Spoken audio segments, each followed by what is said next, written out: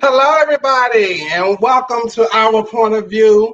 And once again, it's Wednesday night, and we are here to let you know everything that's going on in social media, current events, all kinds of tea, and everything. So we are here. Thank you guys for tuning in. I'm about to tell y'all, I've been running all night, baby. If I tell you, a mess. So I'm here. Let me calm down, G. Let me calm down. How y'all doing? Are y'all all right? Did y'all enjoy Urbana Nicole Davenport on the Boom Boom Room Presents Real Talk? I hope y'all did. If y'all did, show me some hearts. Show me some hearts. Show me some hearts. Hi, Jawakatima. Hey, Ephraim. Hey, sis. Mahajane. Charlottesville. Renee. All right, Renee. What's up, Renee? What's up? What's up? Hey, Stephen Antonio. Yeah, child, I'm reporter fish. So, child, I'm here to report. I'm here to report the news, honey. But I thank y'all for tuning in. I hope y'all are ready for a fun night. It's going to be an amazing show. We got a lot to talk about. Money was real fun. So I hope y'all seen it. If you didn't, please go back and watch it. I think they already muted it. So I'm going to put it on YouTube so you guys will be able to view it. Hey, Shade Room in there.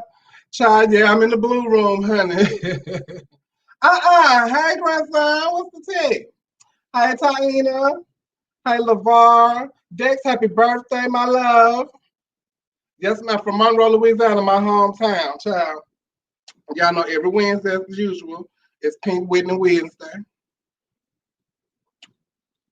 So, cheers. Here's to life. And all it brings.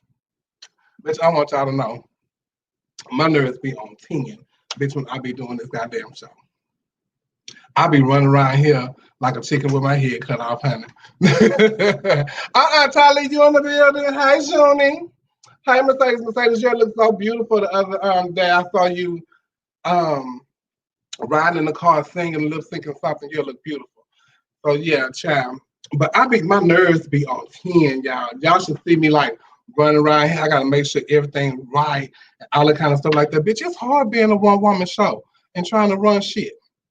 And, bitch, I be doing it, though. So I just hope y'all appreciate what we here to give y'all and what I'm trying to produce here, because we're in this pandemic and we got to do all kinds of stuff, and it's so different. Everything is just so different. So, as usual, you know, I like to take some time out for myself. And I went to my girl at Laser Girl Skincare and Med Spa. So if you're ever down here, y'all can come and get your judge. She's amazing. But while I was there, I had the hydrofacial. I told y'all about it last week. Bitch, now I got the pictures to prove it. Bitch, look how my skin looks. It cleanses, it extracts, it hydrates. And it's about a 30-minute facial. And it infuses the skin they infuse it with serum, so it's a deep cleansing from up under the surface. It's amazing. It's a little pricey, Jim. Yeah, it's a little pricey, Jim. But it's worth it. It's really worth it, especially if you a girl that wear makeup. Even if you're a girl that wear makeup, it's worth it. So pay your money, child, and go get your judge and relax. Get them to zap your ass and all kind of stuff. Laser Girl Hair Removal, bitch. And also, if you want some Chevelle Brook merch, I have Get Your Judge fans. You can go and get your Judge fan, honey. It's still hot. Today was 105. Today was 105, bitch. I'm telling you. You can even get a mug because you're going to be thirsty, take it on the road. Get you a mug, girl, and get you a fan. And bitch, get your fan and you can drink and get your juice. That part. And so next week on the Boom Boom Room Real Talk at 8 o'clock next Wednesday, I'm doing my Anita Baker tribute. I've been working on this, so I hope it does well. I hope you guys enjoy it. I hope you guys tune in because I love doing Anita Baker. I love her music. I've been loving Anita Baker since I was a child. My cousin's sister introduced me to I know that's not funny, my cousin's sister, but she's not my cousin. So anyway.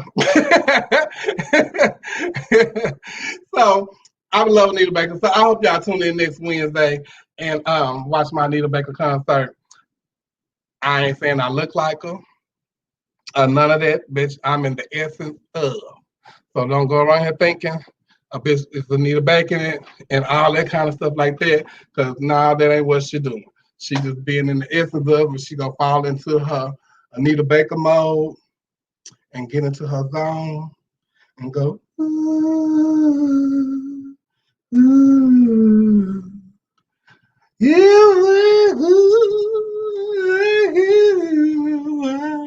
oh, bitch. Bitch, I had bought a ticket to the concert right quick, child. But it's all right. So please subscribe to my YouTube channel, Chevelle Brooks 75, where we talk about what goes on in the show tonight. If we can't continue a conversation, we go to the we'll talk about it in the YouTube after show. So please go subscribe to Chevelle Brooks 75 in the YouTube after show, so you can catch the YouTube after show. And you can also go back and watch this show if you missed it or your girlfriend missed it. They want to find out what Nicole, somebody can y'all do that for me, please? And so yeah, I want y'all to go to Chevelle Brooks 75 and get your judge. Right now, I'm going to my favorite part of my segment where I do my clip of the week. Because y'all, I'll be looking for stuff that makes me fall out. And baby, I had came upon this. I had came upon this, honey. It's already taking me out. and y'all, okay, first of all, let me give my disclaimer. I love children. I love children. I'm so glad I have Harmon. I don't know what to do. So, y'all get your gel. Where the baby? Let me see the baby. What baby? Oh, he cute. Look, my friend girl, baby. Who? Don't get on my leg down there now. The baby. Put him up close to the camera. What baby? Who baby that is? That's my friend, baby, Mom. You on FaceTime. Oh, I couldn't see. Mm-hmm. What? Girl, the baby sleep. The phone must froze. See, Mom? Mm-hmm. Move, look.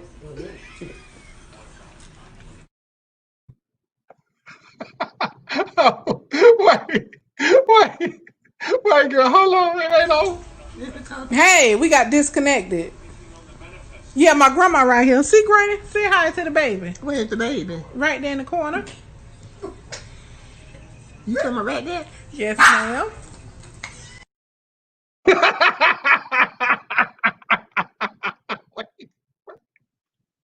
Okay, hey, I'm back. Oh, yeah, I can see him. I can see him. There you go, Grandma. Where? That's the baby right there. Where your friend? The friend, she just holding the phone on the baby. Yeah, we see him. Let me see her. Why you need to see her? That's the baby. She's showing us the baby, Grandma.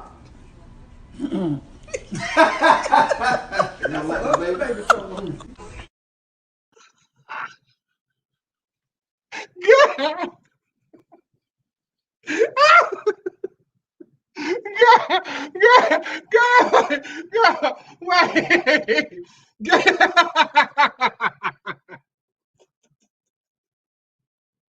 Bitch, when I first saw that, now I ain't being funny, y'all, and all of that. So, and I'm mad that it kind of cut it. Bitch, look at the guns of the baby.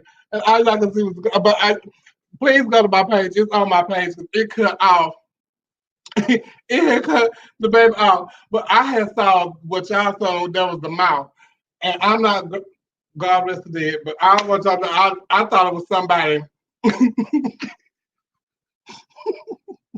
I done pressed play. I thought it was somebody. God, sorry. FaceTiming with John Lewis. Because all I saw was the mouth.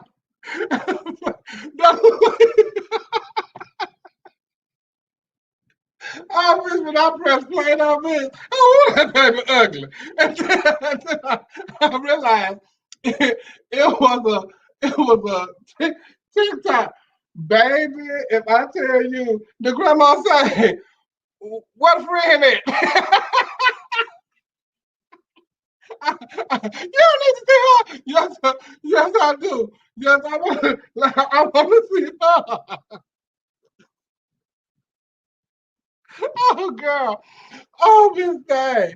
I was about to tell you that was if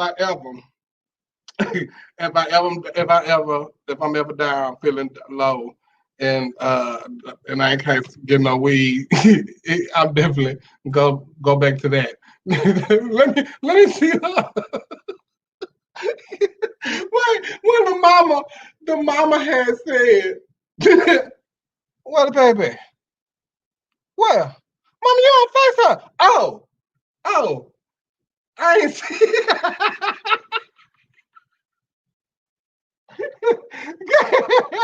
Yeah, oh, baby. If I girl, I promise y'all, I had thought that was John Lewis's mouth. I did. I didn't pay attention to it was no gums. It was just gummy and all that. I wasn't. But yeah, child. Okay. Ooh. Ooh.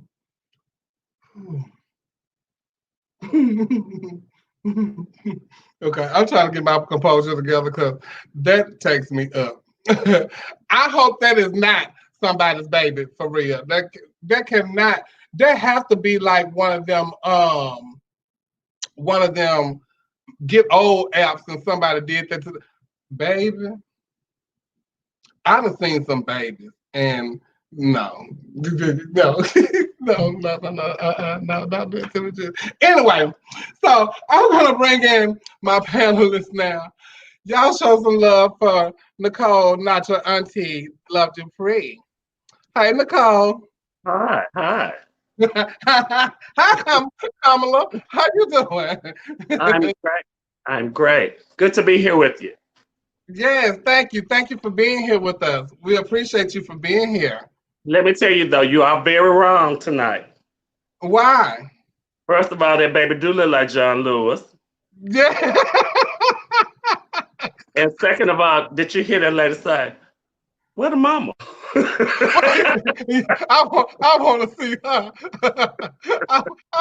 The mama wants to go in. Yeah, when she had leaned in like this, and she said, Mom, you're on FaceTime. Oh. Yeah, I have saw about 9 of those today, and they have took me out all day long. Girl, if I tell you, you look nice, Kamala. Oh, well, thank you. I'm just Congratulations. so ticket. Yes. Congratulations. We're gonna build America back. Yes. It's a lot of people mad though, but we're gonna talk about that in a minute. Let's bring it.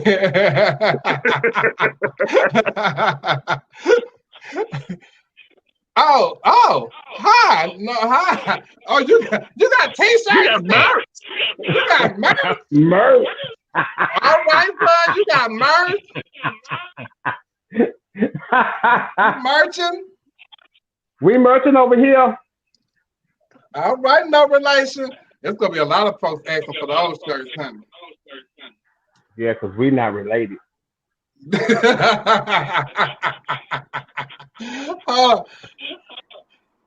Hi, Neil. Good evening. Hello. How are you guys doing? What's going on? Just getting home. How was your night? It was good. I went to play cards. As usual. As usual. It's something you playing cards? Did he say it like it was something different he was doing? Yeah, I went to play cards. I should have said, "Hey, now, what did you go play cards at tonight?" Yes. That's what I do to have fun. I don't make videos, I don't do those type of things. I just play cards. Oh, oh, oh, oh. What videos? Who do videos? Yeah. Hold on, let me see, because they say something's echoing. I don't want it. I don't want it to be me. I was trying a new headset tonight.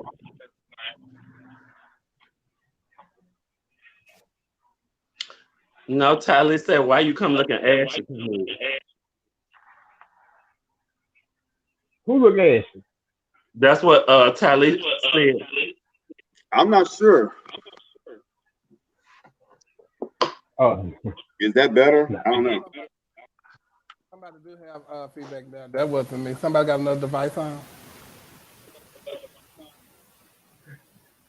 Not me. No, I wonder what that is then, Jeff. Y'all don't hear it?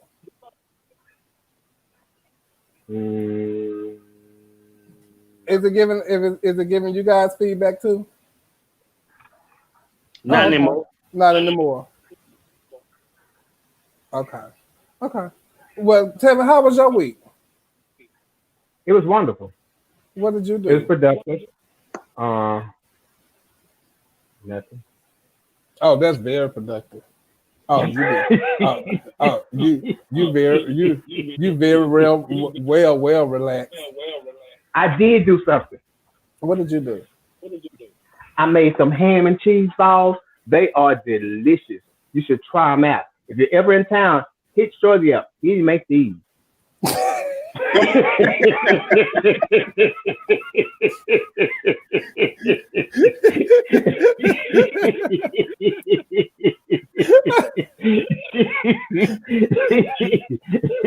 What time?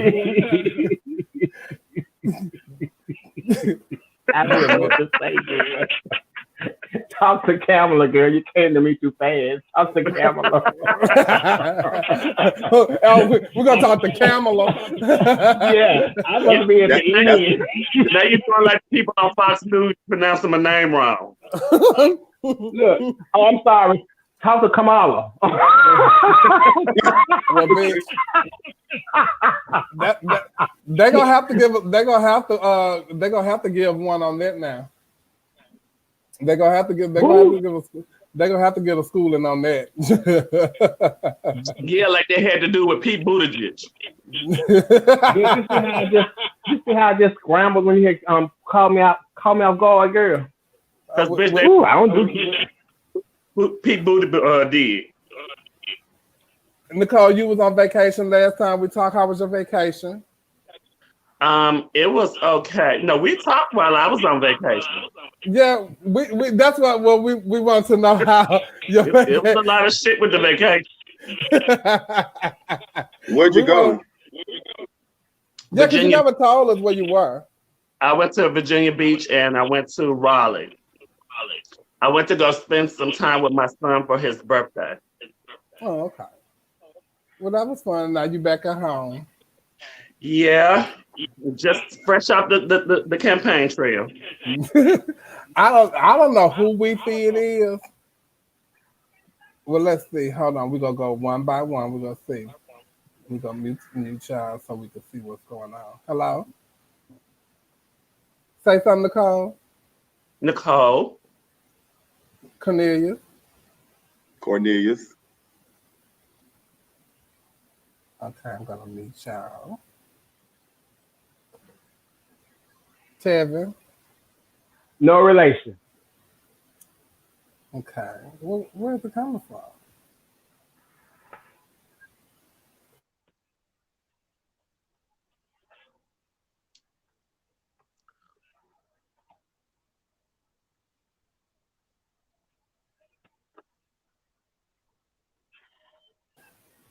Okay, hello.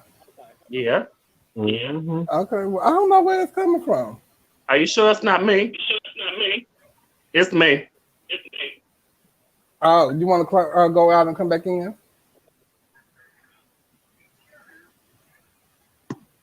She froze. Oh. Okay. Can you say something? You said me say something? Yeah, it's okay. I need all of y'all to come back in. Close out and come back in because I don't know what's going on. Sorry, we have a little technical difficulties, you guys. Because I'm tired of the feedback in my ear, and I don't, I don't want the Janet Jackson feedback, and I love them. So I don't know what's going on. Because see, now I don't hear it. So now I know it's not me. So I feel good about that. I feel absolutely amazing. Cheers. Okay, let's see. That on Nicole. Nicole. Yes. Okay. Yeah, see, I don't hear no feedback, girl. Mm-hmm. Corey said it wasn't Miss Harris. Okay, there go Neil. Hello? Neil. Yes, can you hear me? Yes, I can hear you. So okay. Ain't no feedback. They say baby Trump is infiltrating the room. No, he better not. He better get his ass on away from here. He thought the VP was there for real. We don't even like orange people. Don't say that about the Pink Whitney. The Pink Whitney love me. See, you might be drinking it straight. See, you need to stop that. No, don't do that, son. Oh, that Pink Whitney will get you if you drink it straight now. Oh my God, it'll do some things to you. I don't think it was me. Come to Nashville and I come to your house. I'm gonna show drink it straight there. I'm sure you will, sister. I am not your auntie, you remember? I think we're good now. Nicole, so do you have anything for the consumer report? Yes, do not buy any of that bullshit that they keep talking about Kamala Harris. Let's get one thing straight before we start off. She didn't make anyone commit a crime. Whatever the sentence was you got, she don't make the laws up on what that is either. So y'all stop blaming that lady. Y'all goes off and gets upset about everything. Last week, y'all was upset about Cardi putting out a song. You was mad because somebody else wasn't on the track. You was mad because Kylie was in the video. This week, y'all mad because Kamala is the VP. Y'all just not going to be happy about nothing. Come on. If y'all want to be happy, go out and vote so you can get this man out of office. And that's all I got for the consumer report. Ain't none of them no consumers. Ain't none of them consumers. But see, yeah, don't buy the bullshit. See, you could have talked about the laser girl in the consumer report. Okay, you something to talk about. I know because you had told me I throw stuff on you. Remember last week, so I didn't want to throw my product on you. So I figured you'll have your own this week. Nope. I'm trying to limit everything I say. No, you can't limit everything you say. That's not what this platform is for. We want you to say. That's why it's called Our Point of View. I'm up for election right now. I have to be very mindful. Oh, okay. Well, child, look. Well, in that case, we're gonna be throwing a lot of daggers towards you later tonight. Then, so you just sit there and be quiet and be still. Oh no, Kamala. You want to try to put me back in the position you had me in last week, huh? Well, we'll talk. We're not gonna do that. We're not even gonna get into that.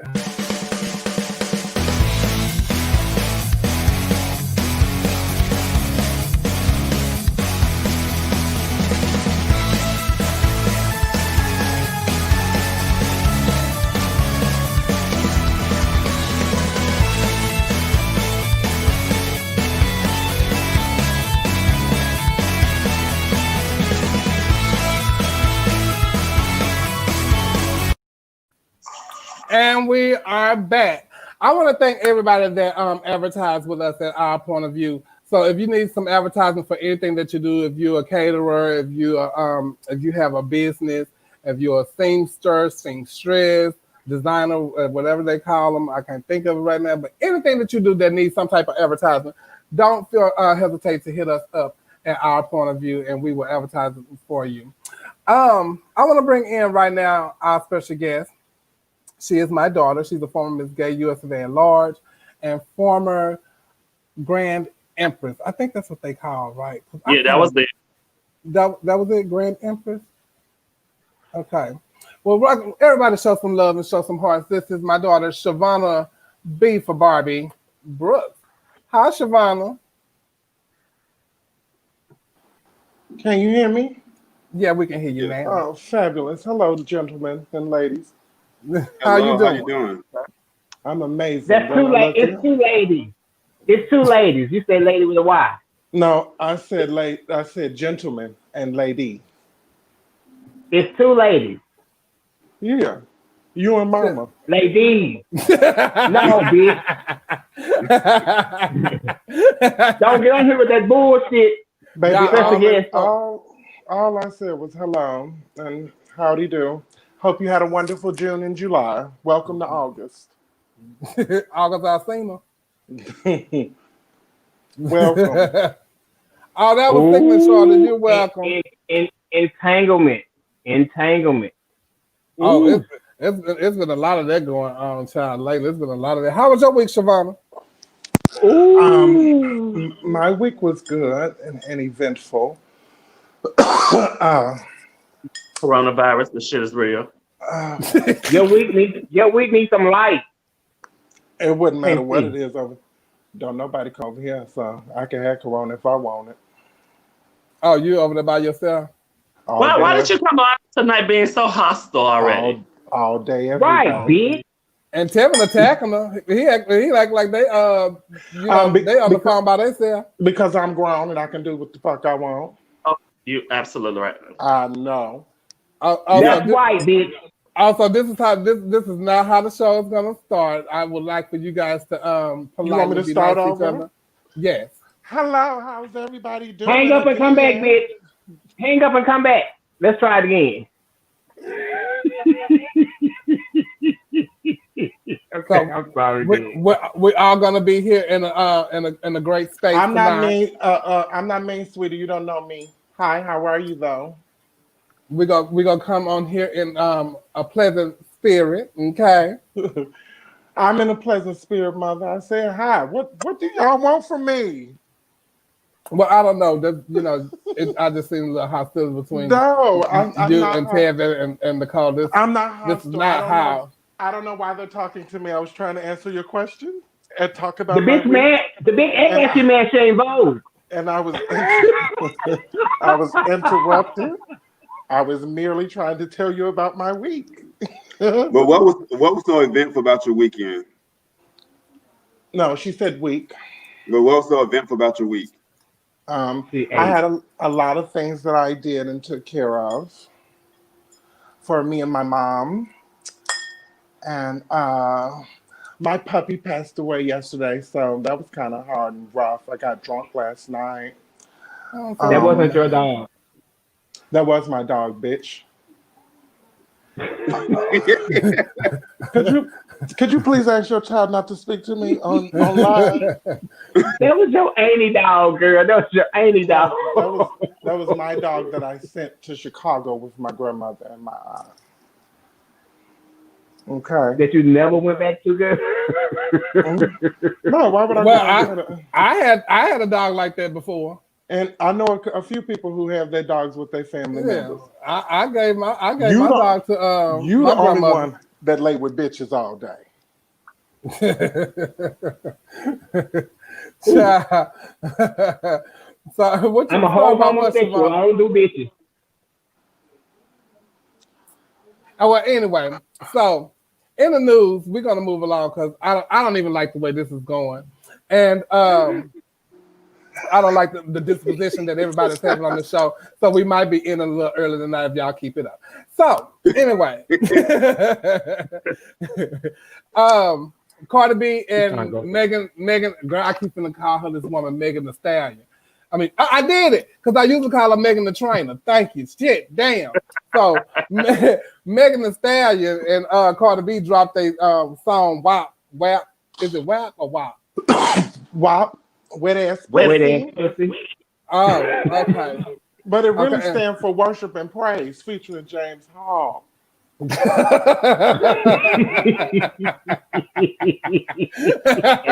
is in control. God is in control. They was mad at the women. First of all, everybody was praising them and all this. They look sickening. They really did. They looked lovely. I really enjoyed their looks and all of that kind of stuff like that. Carter, verse was coming, but Megan was like really bad. But I'm old anyway. If they could have added a little Nita Baker. She was what? Megan turned it to me. Her verse was sick. It was wrong. Her verse was sickening to me. But you know, it's music. And everybody's like got to find a way for something just because she had Kylie Jenner in there absolutely breathtaking. Bitch, I don't care what y'all said, bitch. Miss Thing. And it was a gag how she came about in the video, first of all. Because I just knew it was gonna be Cardi when they went up the thing, and Cardi was gonna be going through the door or wherever the fuck she was going down the hallway. But bitch, it came up. Mama turned around and said, "Voila, bitches!" and that WAP was stinking. Yes, girl. Yes. Shout out to Ray Ortiz for the costume. He's a Texas native, but he lives in LA right now. He's a designer in LA. He's sickening. Shout out to Ray Ortiz. But bitch, that's what they fucked up at. Yes, Megan Thee Stallion is a beast. They should let that little black girl walk up in there and that. The one that was breaking her neck at the end.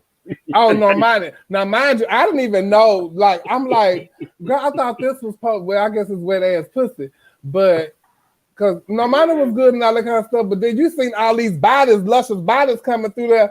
Then Mama come through there looking like she was part of the dancing dolls. They could have just put me in there if that's what she was. But she was breaking her neck, goddammit. Bitch, she was wearing out. But bitch, if I tell you, she had looked like she was part of the dancing dolls. I like I told y'all earlier, I am a woman of a particular age and stature, honey. I didn't know who the little no-minded chick was. I thought she was good, but I just thought she was like, I was like, well, what a bitch at with some hips and ass, bitch. What a thick mama is, bitch. I'm saying, yes, blackfish. Okay. I didn't know. They should have added coffee to the video. They added coffee. You didn't know what to call. I said I didn't know who none of them was but Kylie Jenner. Oh, I didn't either. I didn't either. Wait. Go back. Coffee? Yeah. If that's the case. Like, just coffee. Baby Coffee could have did her 127 in the video too, and had women of all shapes and sizes. But we're not saying that she didn't have a good body, sweetheart. We didn't say that. We said. So you saying Coffee don't have a good body? No, I was talking to Zodiac. Oh, I was going to say. So, honey, if I tell you, we didn't say it, but it can be said. Hey, my baby just giving his point of view. Child, that's the only time you speak. That's the only time. The only time he always has to defend his family. Yeah. That's the only time you speak. I mean, because y'all speaking about a video. I have yet to see the video. Oh, okay. You know, that's just like when we talk about. I heard the song. But I bet you if it was Tank, Genuine, Nas, Nelly, you would have seen it. I don't watch video. I mean, maybe I'm gonna eventually get to it. I just haven't watched it yet. But I have heard the song. It's on your list of things to do. It's on my list of things to do. I'm gonna get to it on Thursday morning. I still haven't seen Worship and Beyonce. Yeah, I still haven't seen that. Oh, the Black is King. Yeah. Me neither. You need my Disney. Oh, you need my Disney Live camera. No, my son sent me his. I just haven't got around. I actually forgot about it. Actually. Oh well, send me his and let me cancel mine. But that's up between you and him. I ain't got nothing to do with that. The fuck? I ain't got nothing to do with that. 10 more minutes of it, then I turned it off again. Oh, you tried it again too? I tried again. I made it 10 minutes further than what I did the last time, and that was it. And then you said, I tried him and I know him. Only the real diehard fans is really going crazy. Everybody else said it was just meh. Yeah. Yeah. And then people were saying that it was songs that she released a couple of years ago or something. Well, I don't know nothing Did she about release that. I Just Say Love again?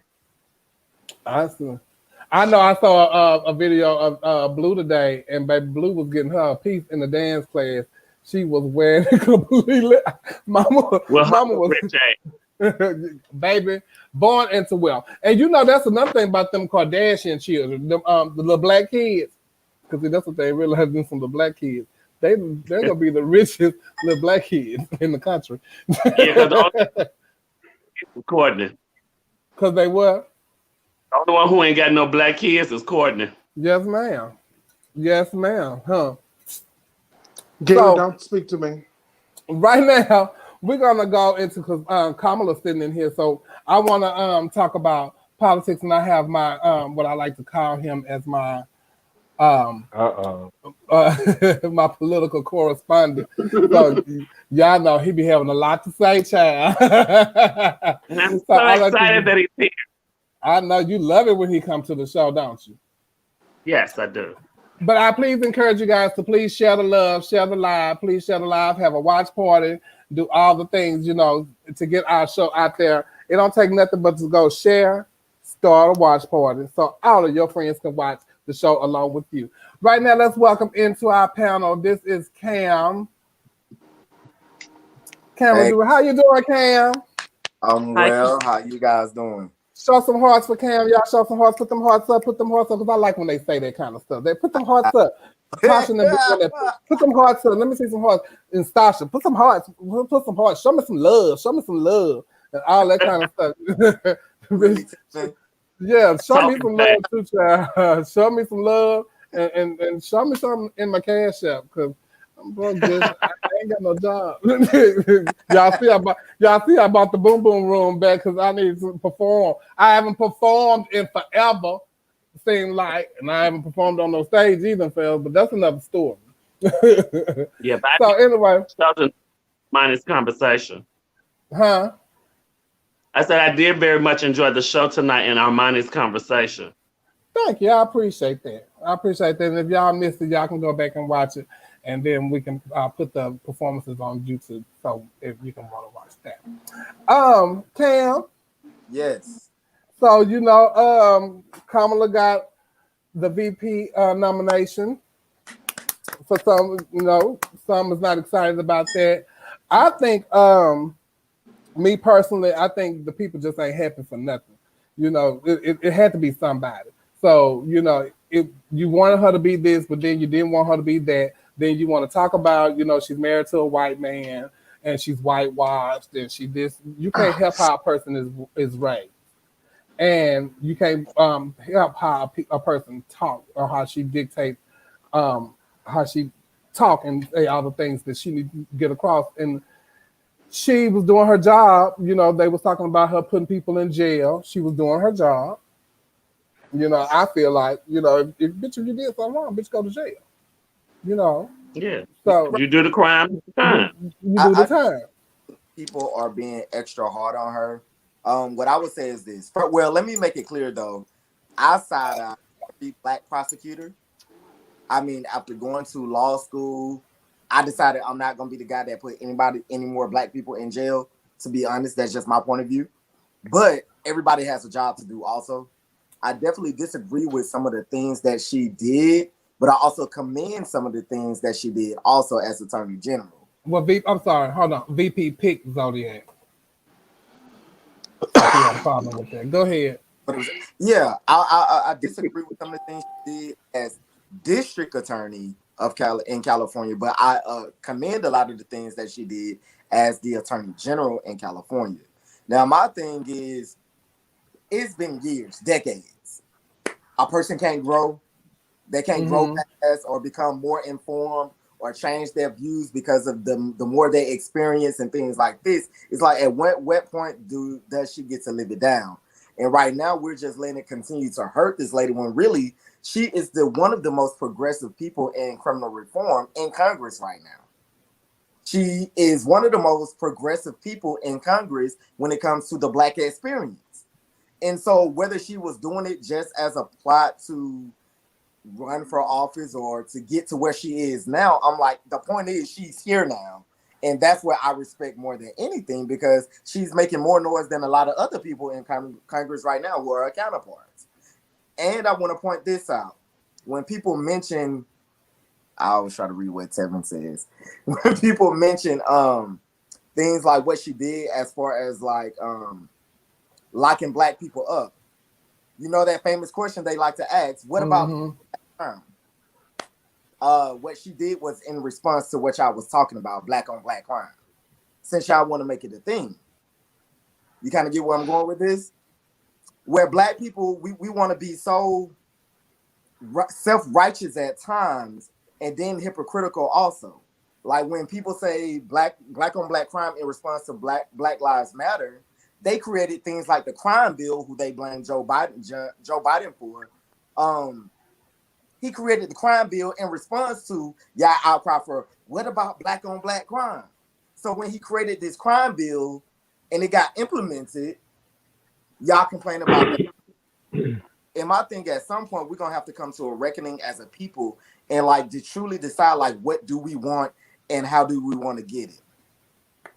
And I don't think some people. I don't think that, you know, people are saying that they're going to hold their vote because they mad that he picked, and that's the wrong thing to do. You should never hold your vote. Now you have to make a decision. You need to make a decision, and that's what they did last election. And look what happened. You know, they hold their vote. Holding your vote is like definitely the wrong way to go, because what is going to accomplish? Like to me, holding your vote to put him back in office. That's what it's going to accomplish. Yep. That's what it's going to accomplish. What do you have to say, Cornelia? Well, really, it didn't matter who he was going to choose as the VP, because I was going to still probably vote the same way regardless. I think that people would have a problem if it would have been Elizabeth Warren, if it would have been Amy, if it would have been Gretchen from Michigan, if it would have been Val Demings. It didn't matter who it was. It was going to be a conversation about why this person is not good enough. So that kind of stuff I don't listen to. Also, any person who's in a position of leadership, which she was in a leadership role, everybody's not going to always be happy with the leader. And part of being a leader is making hard decisions that everybody's not going to have to agree to. But as long as you can live with the decision you made, then that's all that matters to me. You made the decision that you felt was the best decision at the time, and she probably did that. And if everybody can't live with it, I mean, that's part of being in a leadership role. You have to make those decisions. And you're voted in to do those tough things. So, and everybody not gonna like what to do. It could have been the Cookie Monster as his running mate. I don't care. It was gonna be. I'm with Neil. It was gonna be outrage either way. Think about what would have happened if he would have came out as a white male, another old white man as his running mate. It was gonna be outrage. I just feel like there's no satisfying people in the culture that we live in, because everybody want to be so fake woke about things. But I'm like, you call yourself conscious, but then you're not educated about the things that you speak about either. And that's what we really see a lot of today. Everybody want to say, I'm so woke and I'm so aware. I'm aware of the plan and the scheme. But I'm like, are you really? Are you really? It's like, let's go back to this crime bill thing. Y'all keep blaming the author of the crime bill, but he wasn't the one who implemented it. You blame the author of the crime bill, Joe Biden, but you don't blame the police officers who were the one responsible for making the arrest to begin with. You don't blame the district attorneys who were responsible for the charges. You don't blame the judges who were responsible for the sentences. You don't blame the all-white juries who convicted these people. Then you don't blame the Criminal Court of Appeals who are responsible for upholding the unfair sentences and longer sentences against Black men. But you don't. No. But you're missing the most important one, Cam. Y'all not blaming the criminals who committed the crime to begin with. Yes. That's a problem that I have in the Black community, is that they don't want to hold any accountability for their own actions. So if you're standing out on the corner with your loud music going and your pants all hanging around your ankles and y'all gathered up acting a fool, if you weren't out there doing that, they would probably not even have a reason to approach you about something. Now, I'm not saying that the police are always right, but sometimes you give them a reason to harass you in the first place. Then they want to blame her for actually doing her job, but no one wants to bring up the criminal reform that she did either. See, she made laws so that if people who had a first-time offense, she brought them in, she held them accountable for that. But then there are programs that she set in place so that these people can turn their lives around and get back on track. But nobody wants to bring that up. Right. You're talking about positive news does not sell though. You're talking about not at all. Everybody wants drama, no matter what. No, but my point is, I'm so tired of people getting all their information from a soundbite or from what they read on the internet or from what somebody else posts, and then take that and run with it instead of knowing their facts.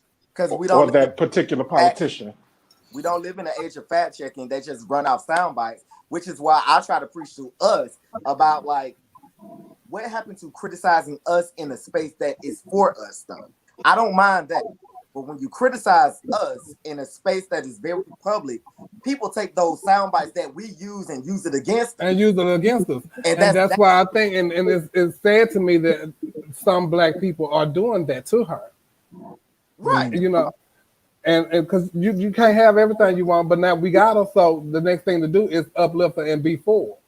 But I'm telling you, the same thing that's going on. I'm upset about the fact that nobody even wanted to celebrate the fact that this is the first Black woman ever to get nominated, you know, to hold this position. And you're still not happy for that, you know?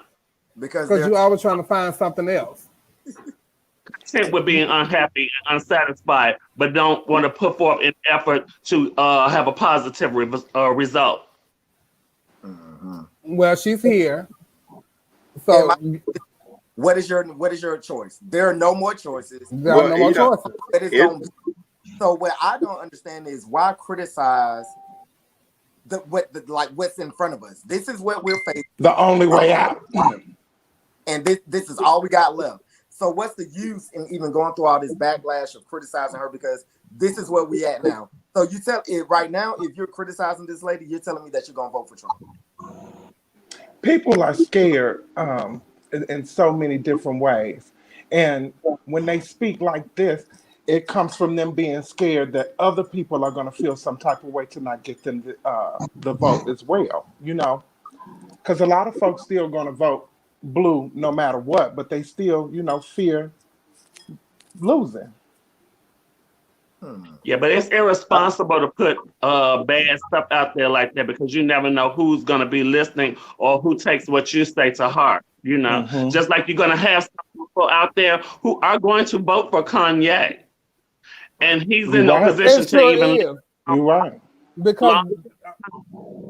Not me, I don't like his music.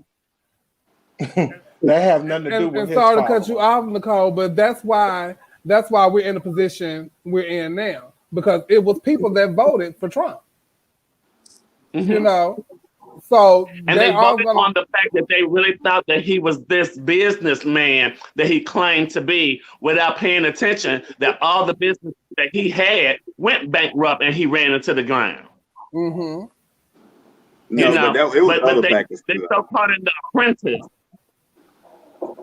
I think in addition to Trump, though, a lot of people just did not like Hillary Clinton. And that's just people in general. A lot of people just didn't like her, which I don't think Joe Biden has that same thing. I think people like Joe much more than they like Hillary Clinton. And then when she picked Tim Kaine as her vice president candidate, that was like who people really didn't know about. And although he was good in debates, he still didn't have any oomph behind him. I think Kamala has oomph behind her. I think she has... Yeah, even Fox News thinks that. They already thinking that she abolished Pence. They had to say it themselves. She's She's a very smart woman. and she's a prosecutor. She knows how to get the dirt out of you. And Corey said he saw an article where they were picking apart her race and saying that she was Native American and taking away, the black card. But that's the same thing they did with Barack Obama. He couldn't be black. He had to be Hawaiian or what was it? This lady, I mean, even if she is mixed with something, she still is a black woman. When you still, she's a person of color. Woman. She went to HBCU. She's a part of a black sorority. She is a black woman. Period. Ski week, goddammit. She's definitely a black woman, and I don't care how they try to shape, change, and mold that. So it's amazing to me the NAACP. I agree with that, Paris. I agree with that, Paris. What were you saying there? It's amazing because the same people who I feel people's gonna complain regardless, but really early on in Joe Biden, maybe a few months ago, everybody was screaming Stacey Abrams, who was still a black woman. It's the only reason she was known. She had only lost the election in Georgia, but she had became a name. But had he picked her, I'm sure people would have been picking her apart. But people was excited. Yeah. People was very excited about her a couple of months ago, saying she could possibly be the VP candidate. But they would be still tearing her down too if he picked her. The tear down was gonna come regardless who you was. I feel like Hillary wasn't chosen because this was a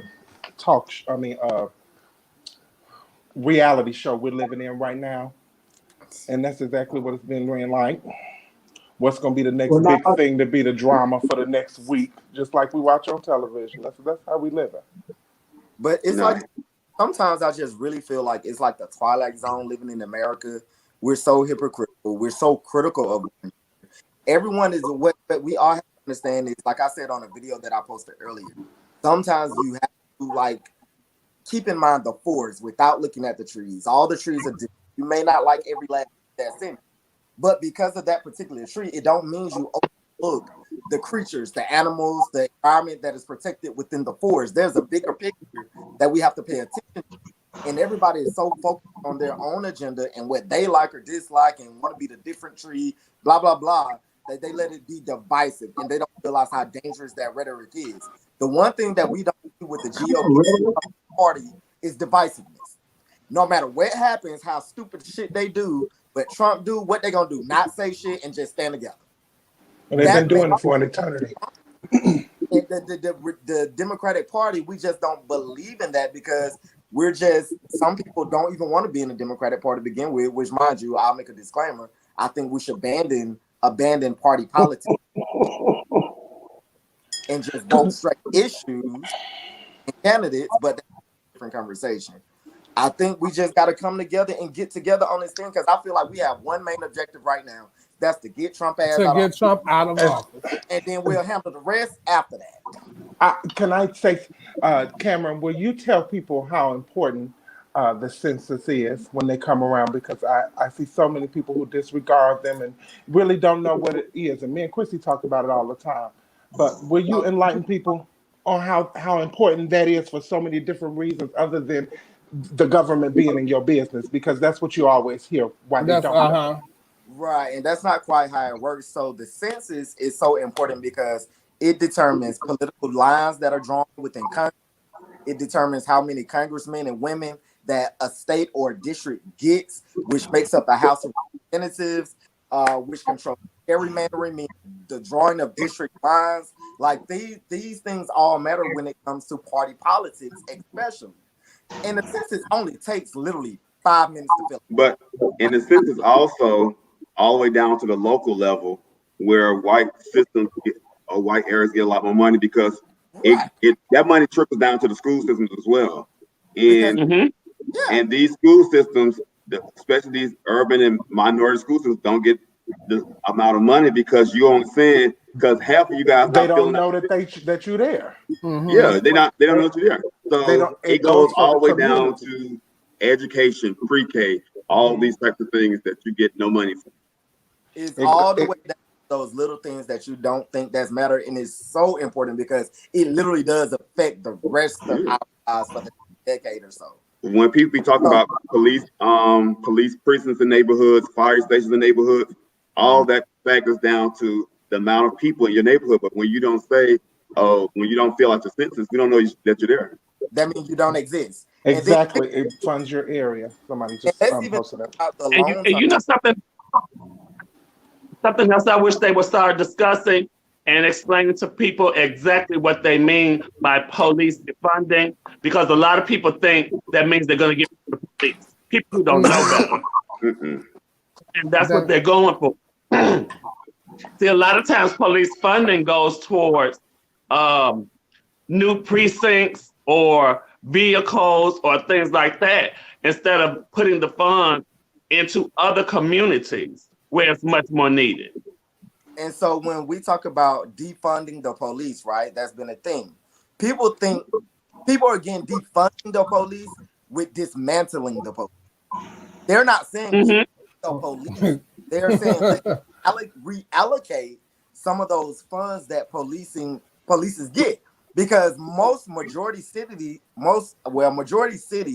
a third of their total funding goes to policing. Like police departments have a lot of funds that are allocated to them. Now, for softball games. If you ask policemen, they would say we not paid enough, whatever. But I'm like, so we're not gonna take into the account the unnecessary card. What the hell do you need with the Lamborghini police car? What do you need with like all these trucks and shit like that? You're the police. But when you reallocate those funds can go to education. They can go to community building. They can go to the foundational issue of crime to begin. We're not because it's a whole trickle down effect. Yes, because if you allow these people better housing, better education, better care, that does cut down on crime.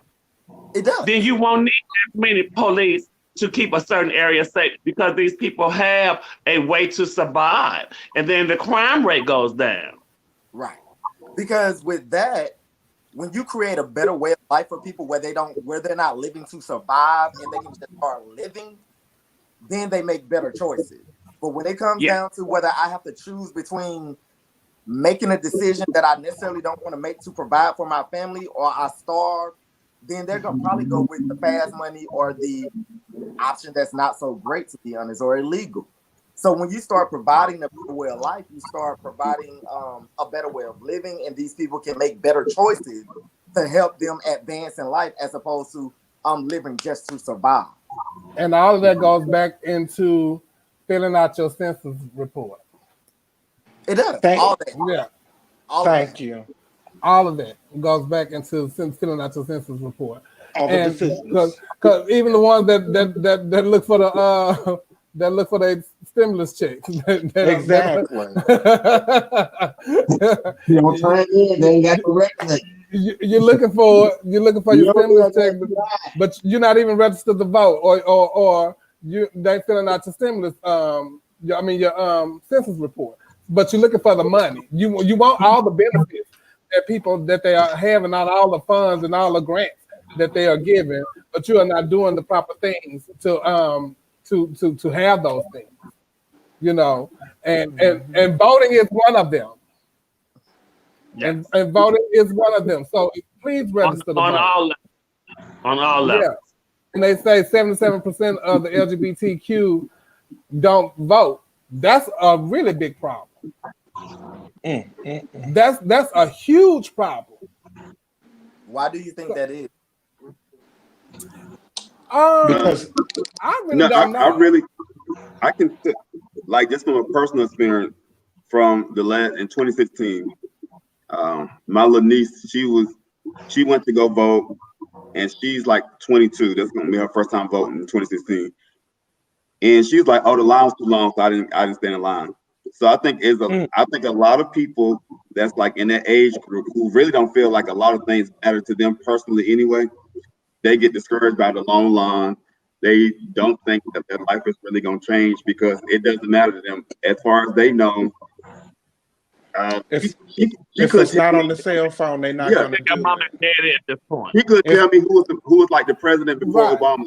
Like she doesn't know. Like, so the first couple of presidents or whoever, Bush and all those people, she don't know about them. Like who was president when she was born and all that stuff, and Clinton. So it doesn't matter to them. And seeing that goes into parenting too. Mm-hmm. That goes Well, into parents and teachers, because teachers need to tell them the importance of voting. well, I can. Well, You know what that was also a helps huge. when you have candidates who can help mobilize. Barack added excitement to it, and that was the demographic that he reached out to, the people. And hopefully, Kamala can use that to her advantage to reach out to young Black girls. Well, yeah. Well, that's what I liked about Bernie Sanders. Although he was old, he still energized a lot of people, a lot of young people too. And then that shit slide when he opened his mouth. I'm not saying I agree with him, but I think he energized a lot of younger people. I like those Bernie. Who were progressive and wanted a different way of life. Yeah. Right. And he brought up AOC, who is now going to be an up and coming leader. Yeah. Well, and we're talking about kids right now. How do y'all feel about the kids going back to school? Neil, you're a teacher. You should speak on that. I think it's stupid because they already coming up with corona cases. And so they're just gonna clean after school, and they're gonna make up their mind after they clean after school what they're gonna do. I think everybody should be virtually schooling until y'all get this shit under control. I'll put it this way. I understand both sides of the argument. Because the parents are sick of being home with their kids. Well, not that they sick of being home with their kids, but because educational value, face-to-face education, you can't beat that online. You can't do it online. In face-to-face education, it's just so much better because for a student to sit in front of a Chromebook for 6-7 hours a day, 4 days a week, for multiple weeks at a time, is just virtually impossible. Even if they start out doing it, they're going to get tired of that because in the school, you're with 20, 30 some people in the classroom. You have group work, you have all these different activities to do. But at home, you're just literally at your laptop looking at your teacher on a Zoom call, going over stuff. It's going to get very boring really quickly. And kids are going to eventually, by September, they're probably gonna be burnt out with it because the social aspect of it is not gonna be the same. School is very collaborative. Like it's very like when I was in school, we sat in rows, we did a lot of independent work. Schools are not like that today. They do a lot of collaborative group work and collaborative learning. So to be by yourself doing something is gonna be very challenging. And it's merely impossible to socially distance when you're back at school. So yeah, you can see this pictures of them school halls. They cried like that's what I was saying. Like, so parents really... are not even active in their children's lives. They depend on the teachers to do that. You know, it's a lot of kids and can rely on their parents to help them because shit they don't know. And the thing is, I mean, nobody's saying it, and I mean, I'm just gonna say it because I'm Black, but virtual learning is going to hurt minority students the most. I think so. Yep. Because they're easily distracted. Well, not only that, but if my mother does or my father does not know algebra 2 or whatever the case may be, they can't help me with these things, or if they don't know economics or these different types of things, that it's just going to be hard for minority students to get the extra support that they need for tutorial services, to all the different things that people who stay in an upper class neighborhood or middle class neighborhood, they probably can afford to get a tutor to help their kids outside of the virtual learning environment. But if you're just solely focusing on virtual learning, a lot of minority students are going to suffer from it. Yes, the students and the teachers are at risk. And a lot of minority students, and a lot of minority students don't have to decide if the kids was going to come back to school. If it wasn't safe enough for y'all to meet together, what make you think it's safe enough for them to go back to school? Or for us to get on the plane in a big group and still travel across the country. What make you think y'all can fill up the school? I'm telling you, when for the past 14, 15 years at a Black school, we get in conferences and parents, this be a parent conference like, oh, your child is missing such homework assignments. And the mom or dad say, didn't I ask you, did you have homework? You told me you did your homework. So you lied. So telling a black parent, oh yeah, I did my homework, but they're not checking for understanding. They don't know if you really did it correctly. They just ask you, oh, did you do your homework? And you say, yeah, and you keep moving. So it's a lot of that. But for me, there's a different side to this coin too. I think all of what you guys said were like valid points, but I like to look at things the glass half full instead of half empty. So I feel like right now what it'll force parents to do is to be more proactive in their kids' education, even in the things that they don't understand. It forces them to go out there and get an understanding of it by any means necessary. Like as adults, we have a lot of people in our lives, whatever. So what I'm seeing is a lot of parents going out and say, hey, my child got this and I don't know what the hell that is. Can you look at this for me? And then even when it comes to like homework and things, now they have to make sure things get done because they have to sit there and watch them get it done. I think it could make you actually be more proactive in your child's education, which enhances the experience for the parent and the teacher. And then Now, it makes the Pam. Yeah. That's not always going to be the case because, like I said, so many people are so reliant on teachers to do that job. And what about that sounds really good in theory, but from being in a high school setting, by the time these kids get to high school, their parents have been with them through the school process for 10 years before they even got to me. So however their parents are, that's just how they are. And what about the parents that have to go to work and they can't be there for their child to see if they doing what they're supposed to do? Like my cousin, she logs in and he goes to school, but she has to go to work. Mm-hmm. So increase the parent leave thing in the which is not a part of the stimulus, but it's a part of the pandemic that's going on now, where they allow the parents time off because of that exact situation. I think most employers should take that into account, where be forced to take it into you're a parent and students, because I know most of these students are learning virtual for like the first 9 weeks in Alabama, right? But Alabama also has the option for parents to take what they call some kind of leave to work virtual too, where they stay at home for the first 9 weeks to be with their also. Yes. I mean, that's wonderful. I definitely understand everything that you said in the ideal world. Back up.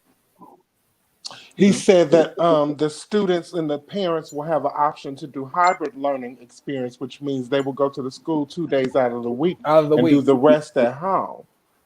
So that's the hybrid wonderful. experience, And that's what we were supposed to do in Georgia at the beginning, like a month or so ago. They were saying we were going to do hybrid. So hybrid was going to be where half the students come Monday, Wednesday, the other half come Tuesday, Thursday, and nobody came on Friday. That was going to be my question. Like, how would you split the students up to socially distance? That's what I was going to ask. Well, you know what, Shavonna? The only way I can keep looking at this and explaining the same way is just like when people say, "Oh, well, they say only 9 people for a gathering and all that." Guess what? It only takes one. Exactly. Even in the midst of those, it only takes one. So you can have 9 folks at your house all you want. All it takes is the number 7 to come in. Mm-hmm. And a lot of parents, I have talked to a couple of parents, and even one girl was telling me she was learning, like Zodiac said, they taught their mama. She said, I forgot about a lot of this stuff, so I'm actually learning with my child. So, it's a way of going back to school for them, but you have to be involved in your child's schooling. You can't leave it all. You can't leave it all up to the teacher. And I think, so it's a double-edged sword, because I think one-on-one with the teacher makes the child learn better because they have that time with the teacher, and the teacher can explain that to them instead of it being virtually, and you have them in the children they got up on the dang on screen. So we can talk about that till we blue in the face too. So we're going to talk about that more in the after show. So unemployment. The $600 is over, and people are subjected to going back to work. And now I think it's $400 now, right? Yeah, I thought it was 3. Well, actually, it's not anything. It's not anything yet. They haven't implemented it, but it's supposed to be 400. It's supposed to be 400. Well, it's 300. Which only 300 is coming from the government. They're trying to get the states to pay for the other 100. But how are you getting the states to pay for stuff when y'all cutting everything else? Y'all cutting all the essential workers. People are losing their job. The thing is coming up. Now he does know that he's in a bind now. So he's going to have to give people what they need. And he's going to have to go back and he's going to have to speak to Mitch McConnell and tell him, baby, go ahead and push this through. Because like I said earlier, he's going to want to make it look like he swept in and saved the day. Yeah, I always want to do that. But he's not going to be able to do that. But they are going to have to give people something. So he created, I want to clear this up too. He created so many people who didn't even go back to work because those businesses are closed. And ain't opening no time soon. What were you saying, Cam? No, I was saying I wanted to clear up something too because he created the executive order. And I know most people are saying that Congress has those rights for the spending powers. Now, the president can create those orders if he provide by execution of the necessary and proper clause along with spending powers. It can be created and it can be constitutional.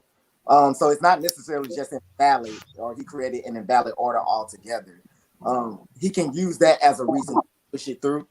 But what he would be better off doing is getting Congress to push it through, of course. What he wanted to do is look good because Congress did. I feel like it was all a scheme, to be honest, set up by Todd. What you say, Cam? I felt like it was all a scheme created by Todd to begin with. Because no, not this time. Not this time. It was all a scheme created by Mitch McConnell.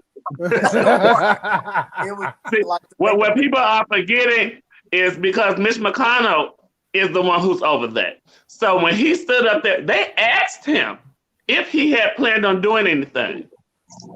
And he laughed. He laughed when they asked him, and he said no. And which they extending it because now they're trying to make it seem as if the Democrats are not willing to lean on anything. But guess what? If you're taking this little bit of money away from these people, like for me, for instance, you're taking it away from me, I make less money on unemployment than what I was making. Yeah. A lot of people do. A lot of people do. And I have to change my way of living. They think that, that some people are abusing the $600. No, people are really not abusing it. They are trying to maintain and trying to live. They're stretching it. That's what they're doing. They're stretching it.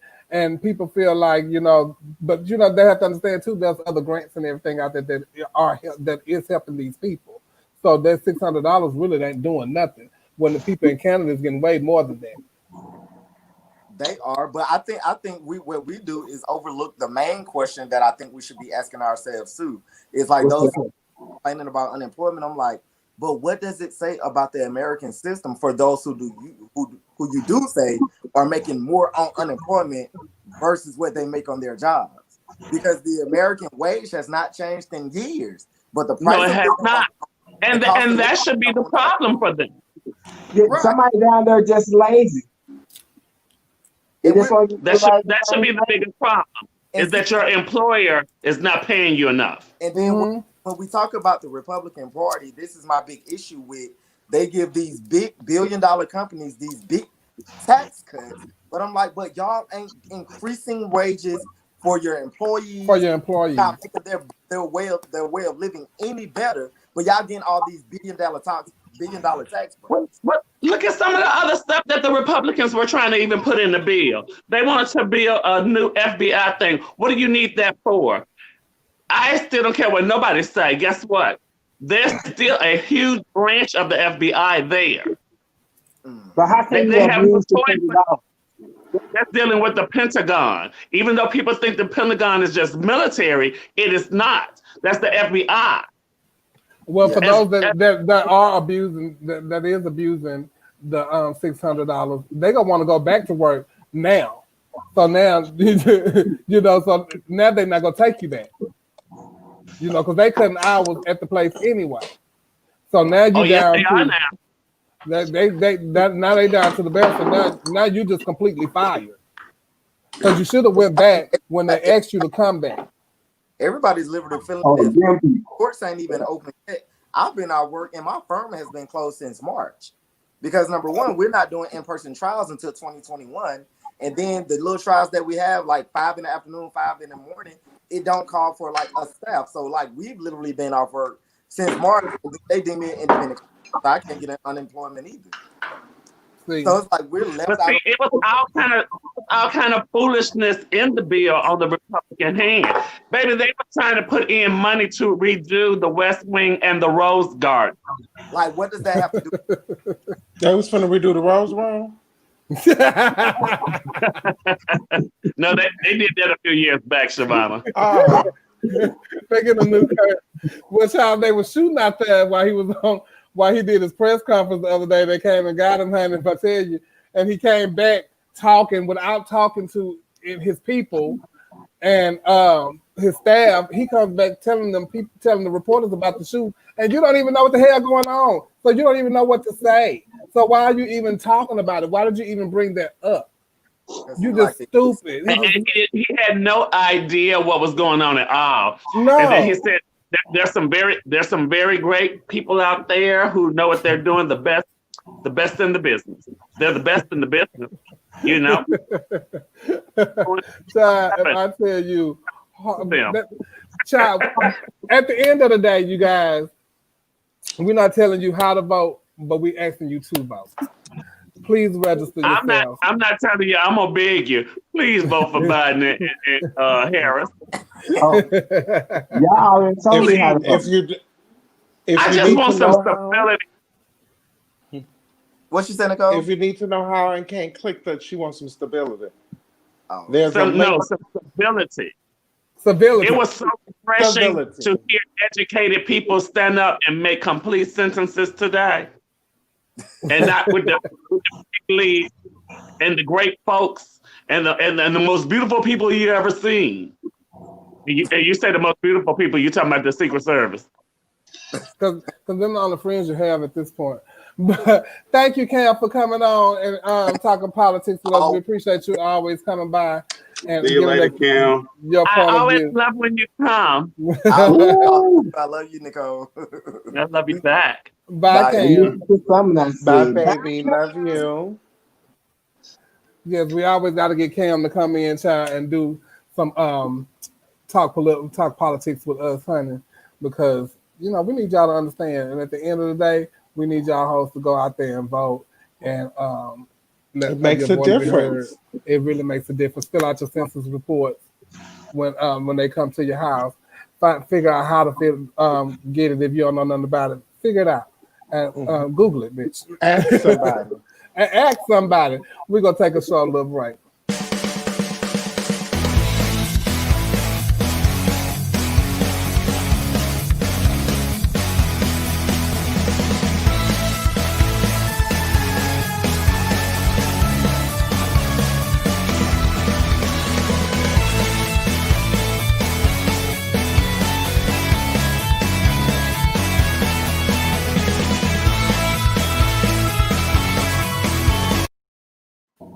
And we are back. Once again, I want to thank. Did y'all hear me? That was too short. Yeah, that was too short. Okay, well, that's fine. I want to thank you guys for everybody that do ads with us here, our point of view. That's the way that we try to make some money here. Because if not, we can't make none. And I have did this whole show. I'm so sorry, but they can't show us none, and we ain't got none. So let me redo some stuff right quick. Hi, Fan. I love you. And so I want to thank him for always coming by and sharing his point of view with us.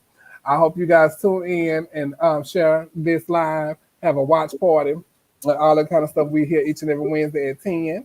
And we have a special guest. We might not. Tonight our special guest is Shavana. Hi, Shavana. So last week we had talked about trans women being in on Jack. It had Did y'all? Yeah, girl, it had got really, really kind of heated, honey. Why? And yeah, child, because this was posted last week. Who and is so Ling Ling? that's No, Storm. He lives in Houston, here in Houston. So he had posted this last week. So we had a discussion about it, and a lot of people was kind of like upset about it. So he asked me what went on. So I told him, and then so he posted this. So I hope you guys can read it. And while y'all reading it, share the live, have a watch party. And share the then live, like the live, love the live. Do all that. Fatter. So that's that's where. Oh my God. That's where my problem came in. Girl, I would have laid out. And I was really offended. And I was offended by some of the things that, was said. And he said, you don't want to be included, so you're allowed on Jack. Don't be offended if you're called sir or other terminology related to men. It's M for M, gay app, no other way to put it. Now, and then Tommy say, so that's what he thought, but it seems like the new back page because girls are on there.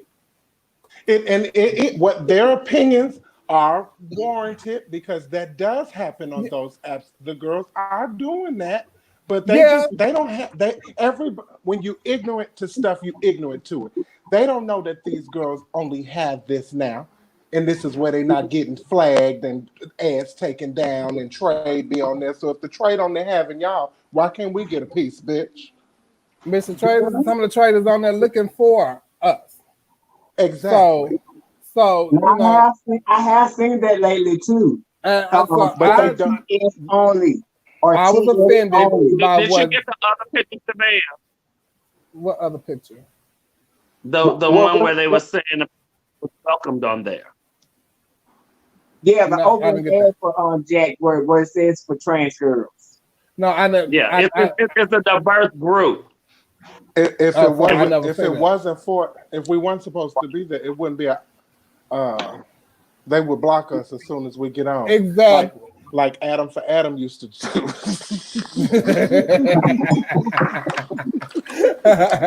so when they block you, it would knock you completely off of there. Yes, I'm not saying that he was what his question wasn't valid. I'm not saying their opinions aren't valid. I have a problem with his word. You smiling, hang out with us. Some of the Bush Queens like Storm. You putting on wigs and playing and all that kind of stuff like that. You ride or die for the girls and this my girl. Oh, she's sick and she this that and other. But bitch, you mad because when they come on a sex app. Yeah, we on the sex app. Well, what, Neil? But listen, hold on. I said, well, what, Neil? Hold on, Neil. Because I can live for you and I can do all those things, that don't mean I want to have you. But I don't want to see you when I'm horny. That's what that means. Yeah. Yeah. Because it's not about having it's not about having the girls, because I mean some girls may be thirsty like that. But bitch, ain't nobody sitting up clicking on the sisters pages and hitting them up that too tough. Well, people are. Just like people are hitting up the girls too. Okay. People are hitting up the girls too. Well, however, if it's on my app, you can always just hit the block button and keep it moving. It's not a big deal. That's how I feel. If you don't want to see it, hit the block button and keep it moving. So the person that wrote the post is in because I want to hear his side of the story. So let's welcome in Storm. Hi, Storm. Hi, everybody. Hey, Storm. Hey, mommy. His OnlyFans. Man, what's going on there? Yeah, baby, let me tell you something. I'm gonna need you to send me $5 for that. Oh, that was a promote. That was a promotion. That was a promote. Yeah. Oh, But I'm What telling you be you, doing on there? we advertise just on be the playing fans with on there myself. too, child. So You should have posted What, the wait a ad minute. with the What you be show. doing? My mama's on here. I can't do all that. Oh, okay. Yes, oh, she yes, you seen can. because your Yes, mama Let do me it too. write this down. Well, yeah, I know that much. Yeah, she do the same thing, so it's not bad. Mama. So Mama. let's One solid color, right? Huh? One solid color, right? It's all one color, and you use cocoa butter. Your child. Anyway, so you made the post and you said you didn't want to offend anyone, Correct. and why a trans girl on Jack. So what made you make that post? What prompted you to do that? So the reason why I made the post was because like me and several of my transgender female friends, we just kind of had a conversation about it, and they are kind of they feel the opposite way you feel. They feel like trans women shouldn't be on Jack. You know, there are other sites for trans women. So I just kind of wanted to see what everybody else's point of view was. You know, like I didn't mean to offend anybody or didn't want anybody to feel like I was discriminating against them or anything like that. I just kind of wanted to see what people's point of view was. You know, if they feel like everyone should be allowed on that app or if they feel like it's only for like butch queens like myself or anything like that. That was it. But So the how do you reaction, feel about it? how do I feel about it? I feel like whatever you feel like you could get it in at, go for it. That's not none of my business. Well, I'm glad you feel. I'm glad you feel that way. And even that was a point in time when I ain't gonna say a point in time. I used to say that for A because if that's what that was. Right. But that's just like Rhonda. What makes them think just because the site is called Jack that it's only for men? I mean, when you get on there now, it asks you, you know, what do you go by? Are you trans? Are you cisgender? You know what I'm saying? Now it's like now it's open. It's open to everybody. So, you know. But I was just basically asking a question. Well, yeah, we know you was basically asking a question, so it made it, you know, for discussion, a topic of discussion. But for like when Paris says like fuck them, bitch, that's like punching me in my face. Oh, that's how that felt to me. Yeah, and especially for somebody that I know. But if it's somebody else, bitch, I could care less about what you think or how you feel and all of that kind of shit like that. But that right there, especially when it's somebody that I know and I have a rapport with, we have a relationship, that kind of makes me feel like you feel a certain type of way about me as a trans woman when it comes to that type of stuff. Right. You don't want to see that, but you can see me. You can see me everywhere else. Right. But can I explain? That's why I kind of got online and Cause he horny for it. I got what? Yeah, it's because you be horny. You be horny. You don't want to see no titties in your face. Of it that bothers you. Well, I'm gonna play devil's advocate as usual. But I've been what Paris said. If he felt that way or whatever the case may be, I've been around a lot of girls, and they say stuff like, "Oh, I don't want no butch queens. I don't want no sisters. I want to trade." So it works both ways. But when the girl said it's not offensive, it's like, "Oh, okay, you saying I don't want a butch queen." But when the butch queen say I don't want a trans girl, now I'm offended. So it can't work both ways when you say it. Well, that is true. They do that sometimes. When you have known me almost 20 years, I ain't never said I ain't want no butch queen. Well, I'm saying, but it's girls out there who make those comments. If I had a butch queen in my life. But mama, that's you, mama. But it's like listen, other find them trans on girls Facebook. are like really Find them on Facebook or on Twitter or something like that. Don't find it on the site. Girls that are like, oh yeah, I don't want no bunny, I don't want no butch queen. You can't tell somebody where to post their pictures and look for the date for the evening because you sissies come on Plenty of Fish. You come on Plenty of Fish, and that's for fish. Okay. So this is what I do. But you're not fish though. This is what I want to ask the transgender women. I'm talking about Tevin. I have a question. And you. Can I ask you're not fish either, but you on there.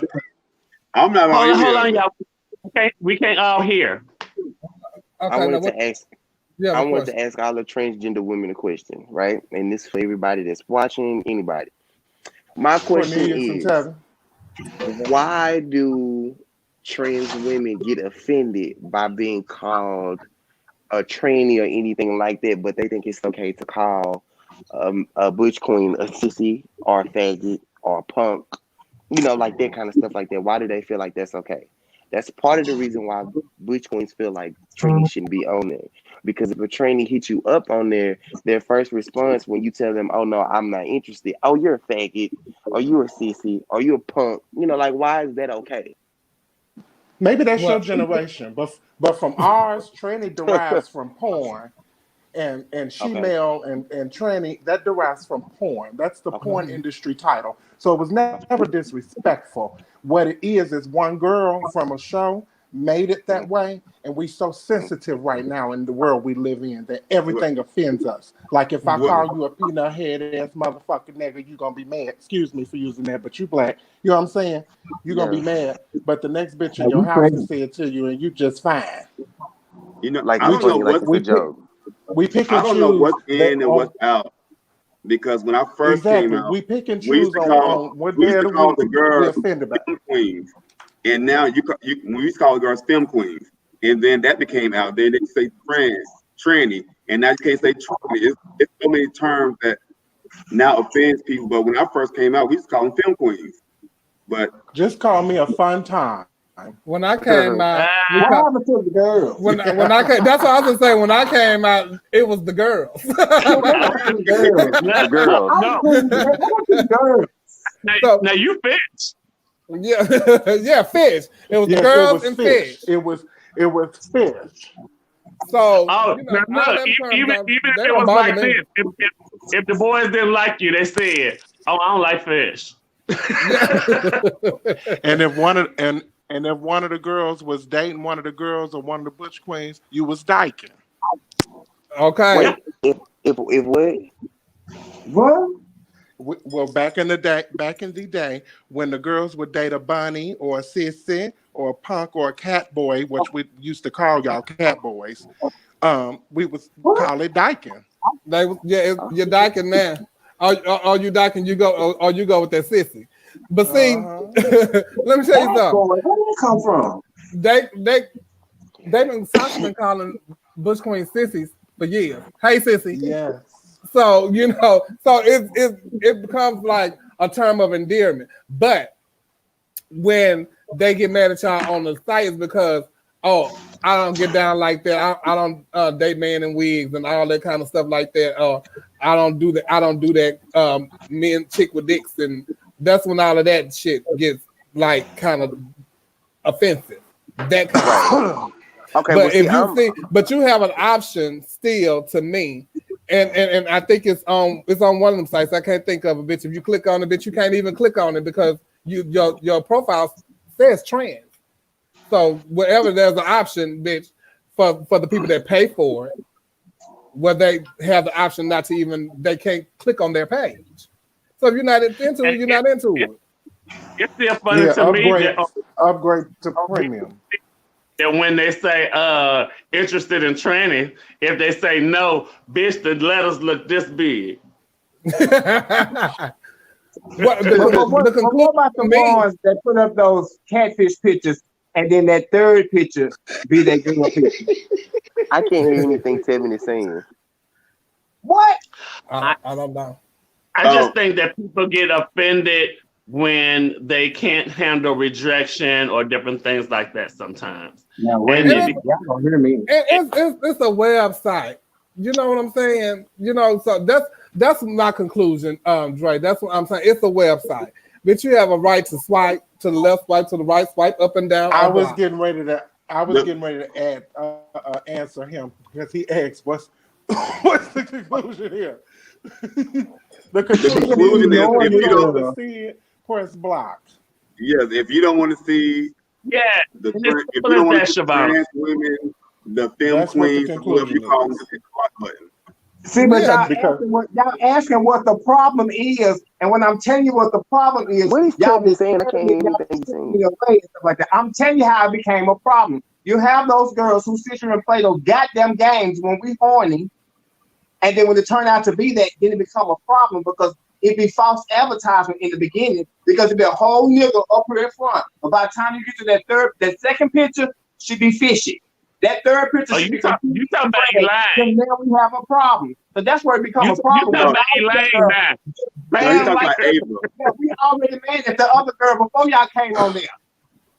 You talking about Y'all Elaine now. And y'all will never know what profile is Miss Ava's baby. Now, listen, You talking about Ava. Because Ava like a lot of people.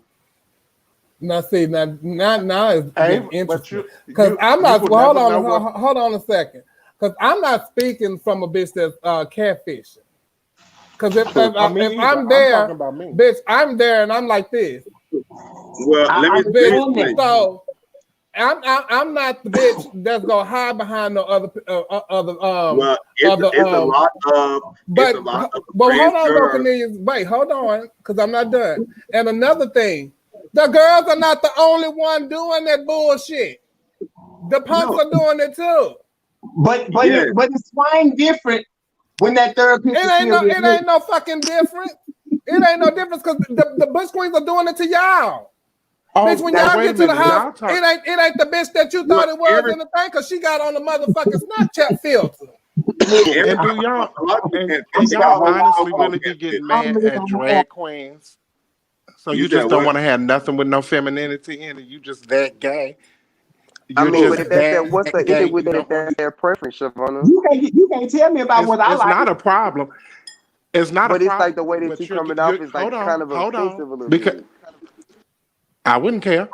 But if you are getting upset at what somebody is posting in their of course you wouldn't care. You don't care about nothing.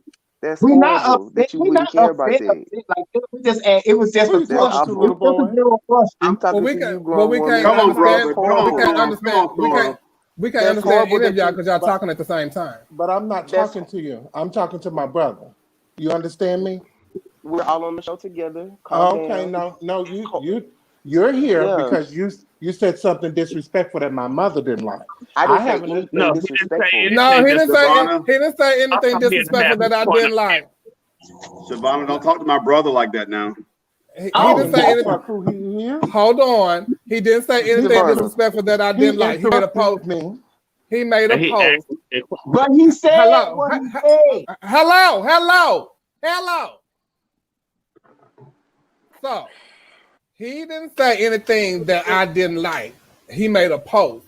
I thought it was a topic for us to talk about. So I wasn't bothered by his post, not at all, because I care less because that's not going to get me off the site anyway. If I want to log in, bitch, I'm going to log in. And if you don't want to see me, bitch, fuck you. I'm responding. That's how I feel. I know what you're responding to, but you have made a comment, so I'm referring to that. But before I was going to say that, y'all were all talking at the same time, and so nobody could get heard. So now you need to respond to Tabby. Exactly. Back to you, Miss Missy. If the picture what I miss? Only one person could say she finna tell you. She finna tell you. Just don't talk over and butt in on her. Let her hear, because we on a computer. So all of this is not gonna sound good when everybody's going in at one time. I said, are you that gay that you don't want nothing that ain't masculine? I'm that grown that I can make my own decision. The fuck you mean? So why does it? And he have an option. So mad.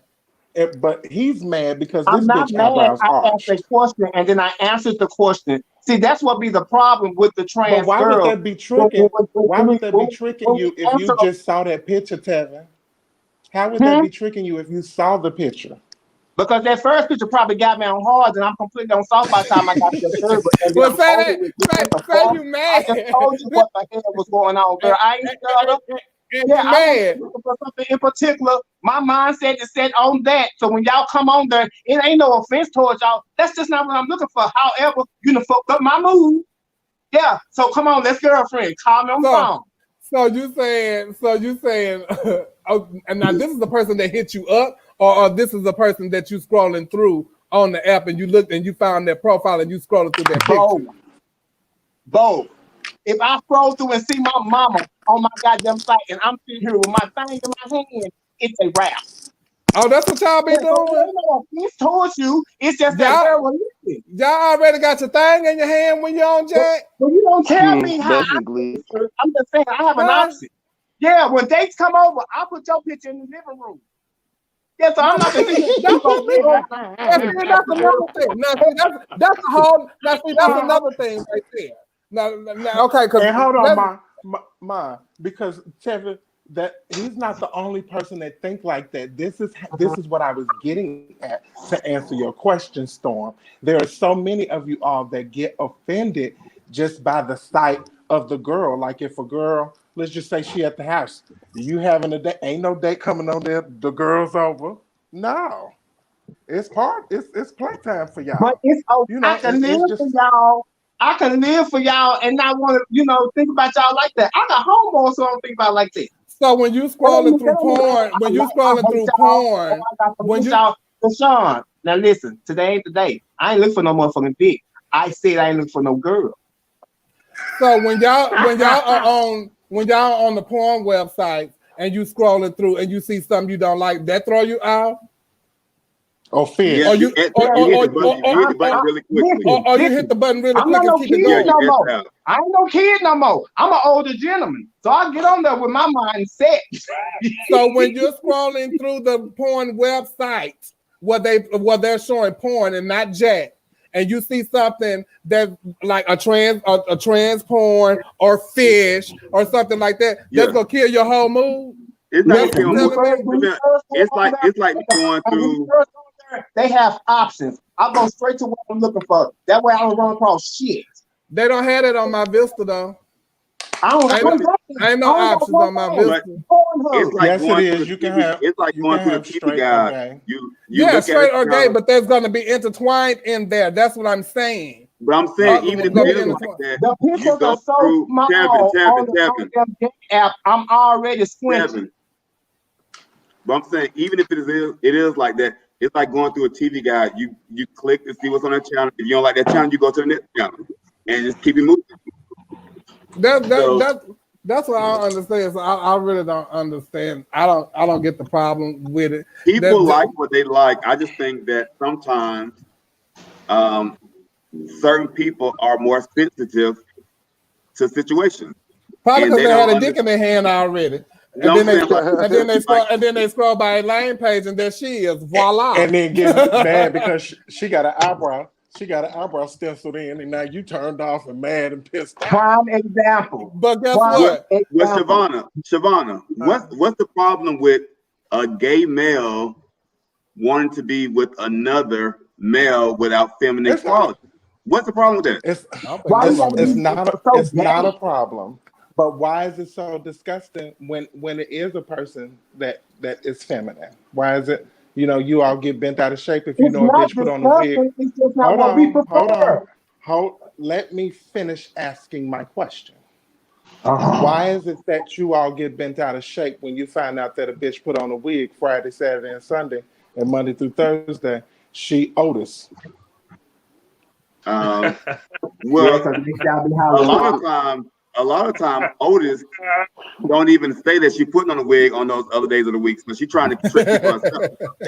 She don't want to acknowledge that she's on wig. That's not your business. Otis, man. It's not your business. It's not your business just yet. What you say? You want to say something? Why is it not my business? Because that's their job. Why that matter when y'all get ready to have sex? Because I may not want to have sex with somebody who does that. Once again, it's all about preference. But again, that's like saying I'm asking if you found out, let's say if you found out one of your dates did it, you really one of them people that would get an attitude that they do drink. Yes, I've dated someone that does. Yes, Cornelia, shut up. Oh, you date someone who does drag? Yeah. Okay, see, that topic don't. Why would you ask the question why the trans girls on Jack then? Because I said that it was a conversation that me and some of my trans homegirls were having. And that's the thing. And maybe for trans him, girls. He didn't say drag queens. Yeah, maybe for him, trans and drag, that's two different things. Yeah. So the bitch still got on a head full of hair. I had a discussion. We're gonna move from Jack, but I had a discussion with a friend of mine, and we were talking about this subject basically. We were talking about this, but it led into the conversation about the African American community always putting a title on or label on relationships and people, like he trade, we fish and this, that, and other. But you would never, and they shun, like if I was to date a feminine guy, or sometimes even shun that if I date a bush queen, they would shun two feminine guys going together. But the white community, Mexican, Latin community, all of them, they don't care. They gay. They love whoever they love and whoever they fall in love with, whoever they want to date at the time. That's what it is. So the African American community is always something. Oh, child, you see her with that queen. What they doing together? They bumping pills. Bitch, they having sex. Yeah, y'all read the shit out of me when me and we Dominic was twirling. Now everybody. See, we didn't even hear that lie you just told. We didn't even hear it. No, you didn't hear Miss Missy. May I comment on something? Yes. Sure. I just think that people do get a little uptight about things. I also think that you can just keep scrolling if it's something you don't like. I think you can block. You know, you have all of those options at your disposal, and that you can just say, okay, that's not what I want. You don't even have to respond to the person and say, no, I'm not interested. You can end it right there, so you don't have to see that anymore. That's one. Two, I wish everybody would stop getting so up in arms about who's on there and who's not. You know exactly what it is that you're looking for. And if you're not looking for that, keep pushing. You know, if a bitch come at you a little too aggressive and you don't want to hear that, guess what? You can block them too. And it's the same way in other stuff. But, and I'm going to say this concerning boys who know you. Y'all, excuse me, I have a toothache. Outside of the apps and stuff, when don't say that girls are acting too aggressive and doing all that, when in the same token you turn around and you play with them in a certain way, you know, because then you leave it both ways. You can't have both of those and then think that that's all right, because now it's at your discretion when you want to play, when you don't. So you all have to stop that too as well. That's why we tell kids in school, don't horseplay at all. And on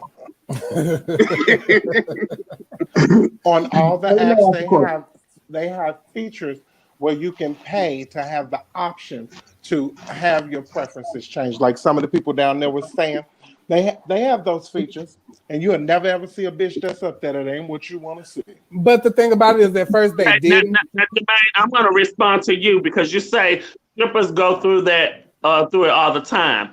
Let me explain something to you like that. When you're out there and you're doing all that, you're perpetuating this fantasy that people want to see. People love exhibitions and they love to see naked and all of that. But you have put yourself in that field, and that was your chosen profession. That's something you want to do. That's just like when people post their pictures on Facebook and with their ass out or showing their meat, then when the people respond to that, you want to get an attitude. You can't have that both ways. You can't say, oh, people coming at me this way. Well, that's what you're presenting, and that's what you're putting out there. When you come out and you're, if you're a dancer or a stripper and all that, people are not, and despite how you want to look at it, lubricate. Despite how you want to look at that, people are going to go after what they're attracted to and what they're coming there for. You're providing that fantasy for people. So if people come at you that way, you can't get upset with them about that. You chose to be an exotic dancer. Guess what? They were turned on by the exotic. Yeah, that's what they Some were of them saying. be wanting to be the fish trinity. I mean, it might be a fetish that they have. Mama, like you got the Well, trans women whatever out it here going is, crazy. then you're in the wrong profession. I mean, it could You're be a in the fetish. wrong Just like I think it's some people out here that might talk to girls because it's their fetish, and they only see them as a fetish and not anything more than that. I just Okay, well, want that's not what we're discussing. Yeah, we're talking about strippers and them being touched and how people see them as, because that's what he was saying, that the strippers get that all the time, but strippers I know, but I'm saying they're there to be touched. They might see them as a fetish. If I'm coming to see some strippers, I'm coming to see whatever it is that's butt ass naked. That's what I'm coming there for. So if I reach out and I'm being that way, as long as I'm not totally disrespectful, you can't get upset if I approach you 900 times that night. Mm-hmm. Because that's what I came there for. And just don't approach you broke. Yeah, as long as you have $900 when you approach them. But I don't have 9, but make sure you tell me that I'm charging 9, so I have a rebuttal behind it. I'm not paying 9 for that. But you've been walking around and I ain't seen $9 on you. But when I come up and tell you now it's 900. And knowing I'm tipping you down and you ain't finna go and do nothing with me, you just sending me on, but that's what that's set for. You know, that's what they're there. They're not the sexual object, bitch. They're there to fulfill a fantasy at that present time. So bitch, do your job, bitch. You know, they lobster splash every year. Guess what, y'all fuck down there to see the dancers and stuff. Don't get mad at me. That's what I'm there to see, and that's what I'm okay. Well, Storm, we thank you for stopping by, and hopefully, because I know ain't none of the girls getting off a jet, so tell all your Bush Queen friends, and that they ain't going nowhere. Please, and block. And there you go. Bitch, and, you know, okay. And don't try to if they do hit you up, because I don't approach nobody on those side, but you gotta approach me in order for me to talk to you first of all, because I don't like rejection. So second of all, so bitch, she's not doing that. But don't be rude to a girl if she hit you with this time. I'm not down with that. And the bitch, if she get cute with you and say sissy, faggot, all this and that, and you just block the bitch. Block. Hey, can we backtrack though for really quickly, like real quick? About Paris, when she said "fuck them," she didn't know that it was from this. She didn't know that it was y'all. She thought like it was. Paris was somebody else kind of giving me a hard time. Paris did apologize when she texted me and she messaged me and all kinds of stuff. But I still have to talk about it. So you ain't. Right. Okay. I just wanted to make sure. It's a show, Jess. Yeah, but we talk. But thank you, nephew. I appreciate you. Can we go to Burger Park on Friday? You know, we might can work that on out, Jess. What about all that, baby? We're gonna work that out. Bye, mama. Bye, brother. Bye, y'all. See you later, brother. Right now, child, because you know we it was gonna get into the heaviness, child, because they be bothered about certain shit. But just block it and move the fuck on. Shit. How you doing? And keep it moving. We go to a commercial break.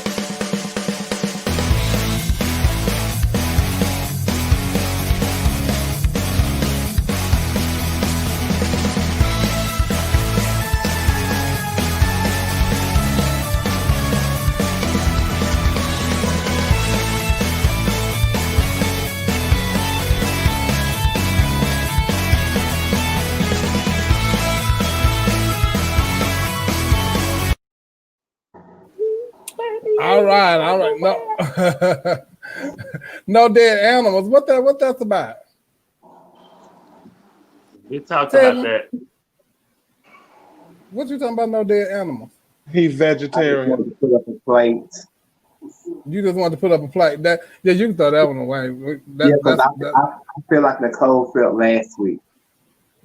Why you felt like that? Overtalked. Yeah, y'all had bullied me. I want to know Well, why the well, girls we'll talk about after that. 14. Well, we'll talk about that on the after show. So right now, let's Right yeah, there. because that's what we gonna do. We'll talk about the bullying on the after show. That's what she told us. She felt bullied, and she left. So we're gonna go into gay families and the gay family topic and how relationships and stuff with your children are, and how do you pick your kids and all that kind of stuff like that. So with me, for a lot of you that's on here, y'all, well, I'm sure everybody know that Tevin is my son, and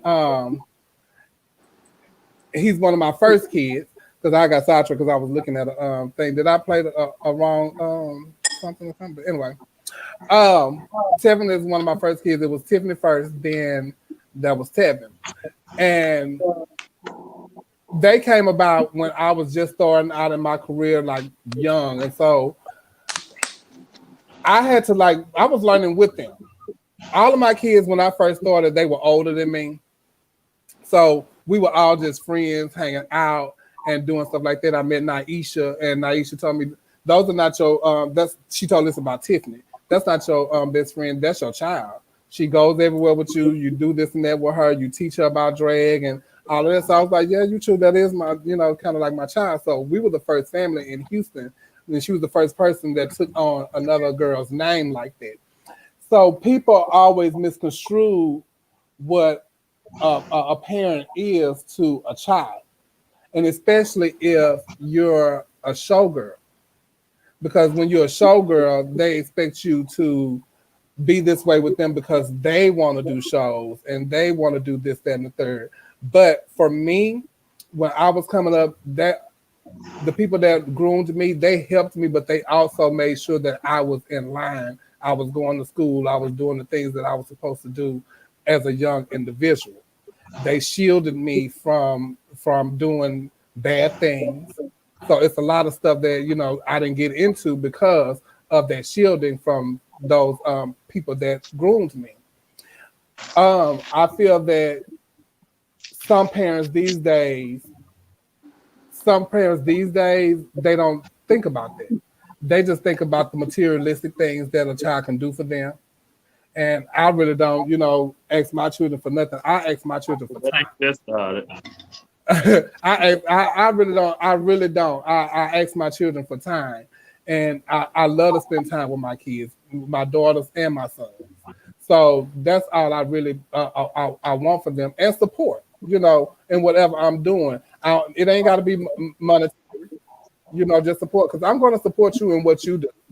And I'm going to back you in everything, and I'm going to tell you when you're wrong, and I'm going to tell you if I like it or not. I'm not going to agree with everything that you do. I'm not going to embarrass you on social media. I'm not going to do all of that or embarrass you in a public setting. And I will hope that you wouldn't do that to me. So how you feel about it, Nicole? Oh, God, well, I've had such a rough relationship with mine. A lot of people that I took on as children, especially in the earlier part, was because I felt as if they didn't have anybody.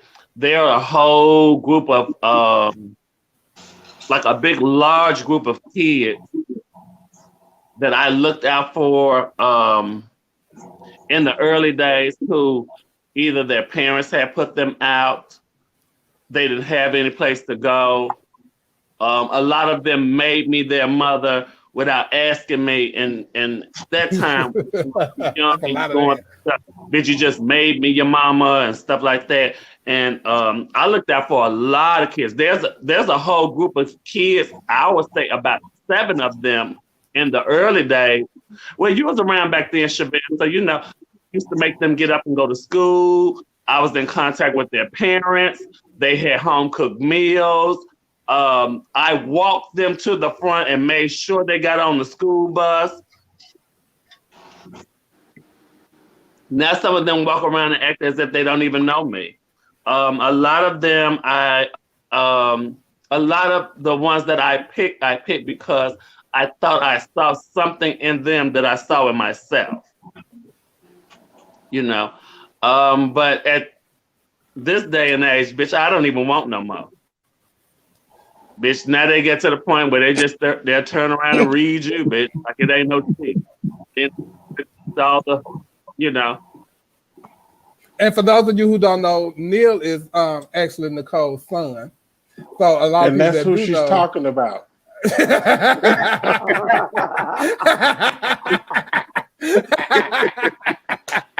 No, me and Cornelius, a totally different relationship than probably most of his. Cornelius came in my life when he was really young and when I was really young. And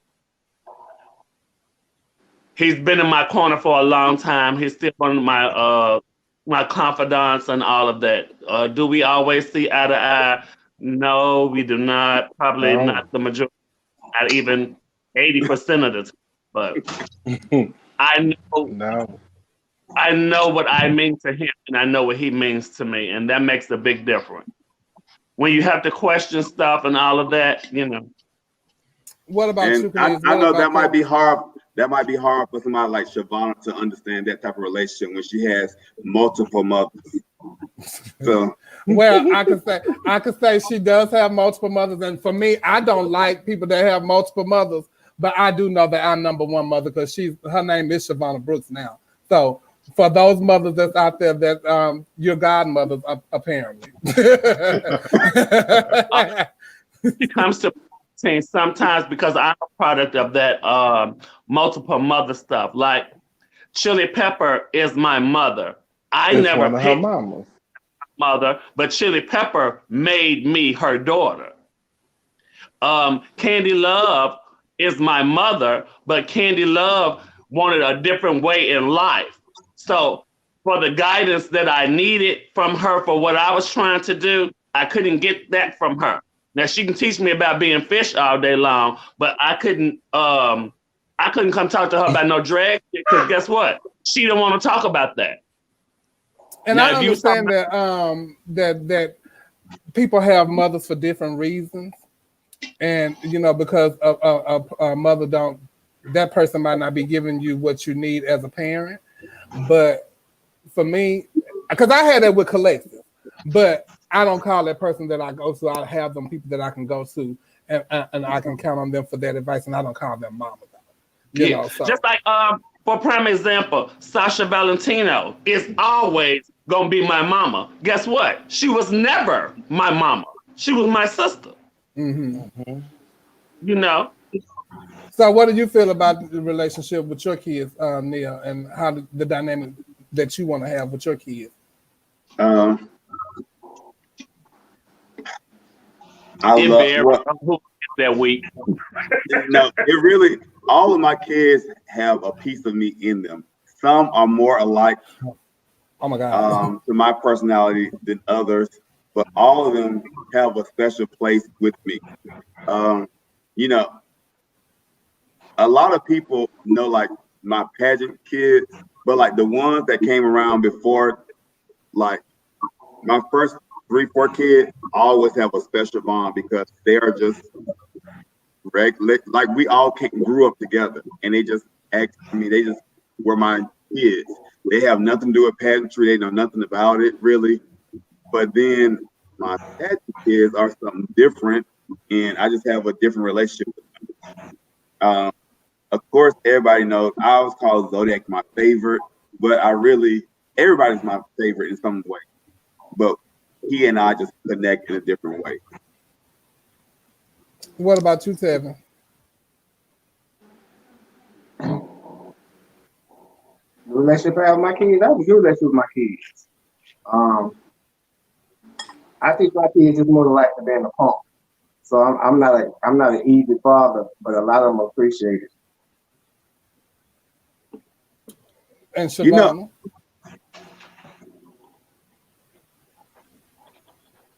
know, Shavonna got kids? Hello. No. Yeah, my kids is all some bastards, honey. But listen, the reason why none of them, they got no daddies. Actually had multiple mothers. Indigo Blue was my first mother. We were born on the same day. And She was my mom. I was her only light skinned baby for forever. But Miss after Queen. that, oh, Miss Queen, but Miss Queen was gone, long gone when I came out, girl.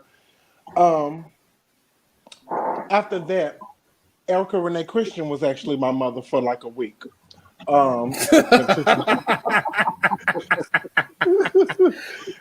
was a little bit longer than that, but baby mama had got so drunk one night and had cussed me the fuck out at the Jeffrey Pub, and I said, "Oh, that's it for me." Gotta go. Yes, ma'am. After that, I got a load of the heavy Chevy, and I used to just walk around the house, just twirling my head in a circle, talking about, acting like I was busting splits and shit. So when I finally met her, I was just like, you my mama. I'm already your daughter. I know everything about you. You ain't got to tell me shit else." And from that, I was bullied into that relationship. yeah, I used to hit up on AOL, on Yahoo. When I saw Strawberry Bounce log in, hey, how you doing? and that was on BGC. See, that's what I'm talking about. Bitch, on them sites, back to them sites, bitch. They talking about, can you be my mama on the sex site? Can you teach me how to tuck? All that kind of shit. But look, somebody has said how they they make them their children and then they don't work out and they start dating them. No, baby. They said how they start dating them. That was that Tracy Davis person. How they start dating them and then it don't work out and they make them their child. That's what he said. That right there. Yeah, but I love all of my children for different reasons. Each one of them. You know, I'm a very opinionated person, and I like to speak a little. Siobhan, I don't know any of your kids. You're not supposed to. Are they ashamed of you or something? You know one of who? No, my children not ashamed of me. It's just not your business who my child is. Or who my children are. It's like a secret. It's kind of like I don't care who your kids are. Are my kids that made me be their mom? Why you want that? Some type of way. What's your mail at? I have a question. Siobhan, how many invisible kids you have? Why? How many invisible kids you have, Siobhan? Are you trying to see which ones you're attracted to or something? Is there something you're looking for my invisible children? Okay. Well, not at all. What's your hang up with them? I just didn't know you had kids, so I want to know who these invisible kids are. That's none of your business. If you don't know, you're not supposed to. Are they ashamed of you, or are you ashamed of them? No, they're ashamed of you. That's why they don't tell you they're my children, because they don't talk to you. They don't want to be a Savannah Burt's child? No, they just don't talk to Cornelius Dupree.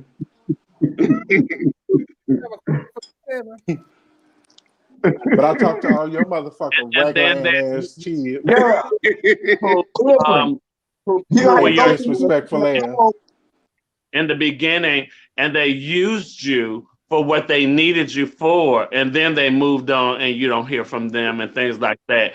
Or they want to speak to you when it's a convenience for them. Oh, wait. You have a question for me, Tevin? Yeah. Listen, I got a topic. I want to know, can I talk about my topic or do I have to wait till the after show? You gotta wait till the after show. We're on the time. We're on the topic right now, and I was going to talk about how much I love. You know, when you leave, they get all off topic and everything. I just wanted to tell you, when you leave, they just get all off topic. And they act like they talking and stuff like that. That's why I asked it. Well, no, I can hear everything. I take the thing out. I can hear everything that's going on. Y'all was still talking. Y'all was still on the same topic. So, Devin, you a telltale? I think I'm Yes, he is. That's exactly what he just did.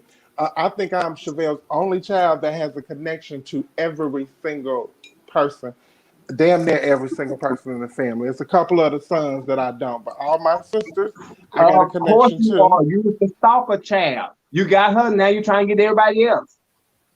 No, bitch, I'm just the most loved. Girl, The I love. love. Well, with me, for me, I always I try to connect like my children with each other because I would like for them to know who they are. Now, early on, I had a problem, a really big problem with incest in the family, but as the family grew, I couldn't stop that. Hey, you know, my motto: a family that play together, stay together. You are a product of a Valentino. And see, there you go.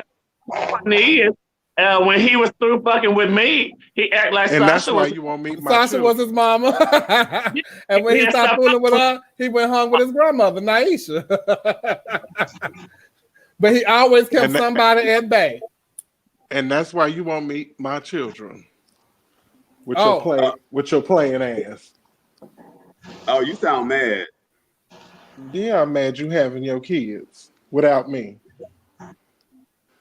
Devon, I didn't say kids, I say family. Family. Did you say he was having his kids? Look how Nicole, without me. Look how Nicole looking.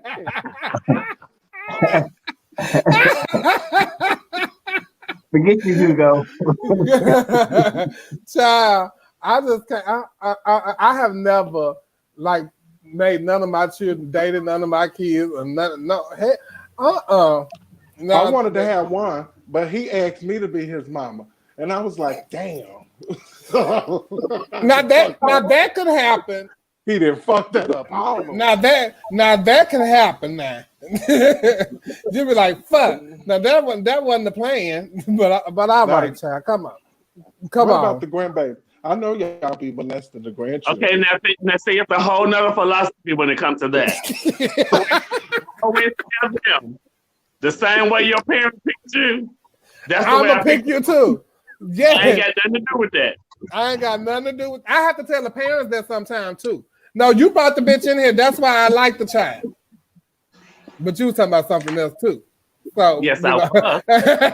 So, but that's my thing because when I'm mad at my kids, I want you to be mad too. See, I'm not going to do that because sometimes I have a closer relationship with some of my grandkids, than I do with their parents. But you can't. No, I don't think you're my child, DJ. You made that clear years ago.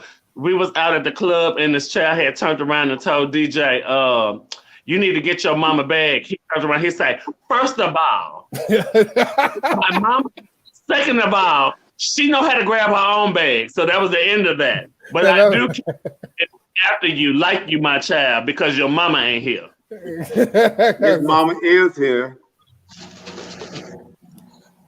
DJ? Who DJ mama? His mama is Christian.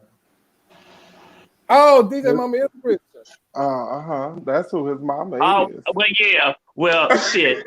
See what I mean? Well, and she not no mother figure to him at all. Yeah.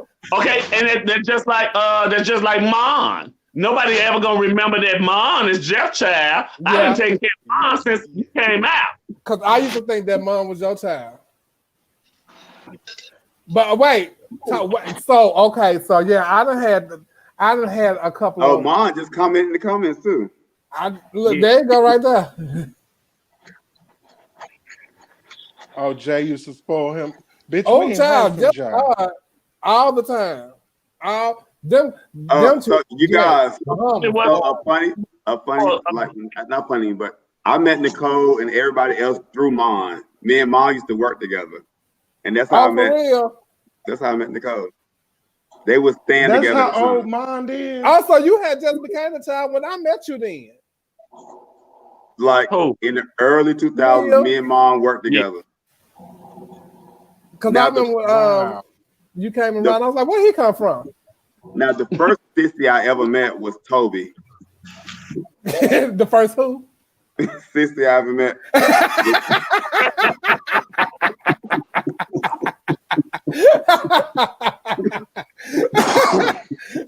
Yeah, tell us about that sister. Don't do my friend like that. Okay. They go another one. Look at Corey. Taji is Corey mama, but I'm Corey mama too.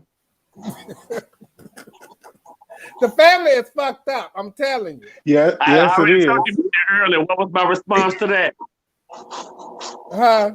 What was my response to that earlier when you talked about the family? Fuck my husband. Oh, daddy. They my fuck daddy the family. commented that. You know, Corey is my brother. He's talking about, let's make it clear that Chris is his sister and Sasha was his mama. You know, I'm not gonna rewrite history. I know how things were when I first came out. Hey, sugar. Hey, sugar. Hey, I'm Ferris. so sorry I didn't see that. What's hey, going on, Ferris? I was going to respond to my you wasn't never my mama or daddy, but you always been my good sister.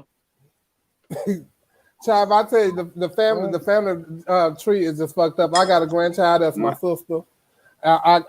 Nicole is my sister, but she's actually my niece because Naisha is my sister. And I don't know how Naisha became Calex's sister. I introduced them bitches.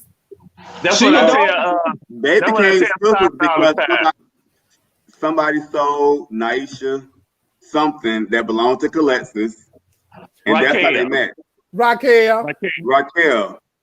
And yeah, because they wanted to meet because Calexis thought I had the damn jacket. She thought, she said, well, where'd you get that from? I said, I got it from Naisha. Who the fuck is Naisha?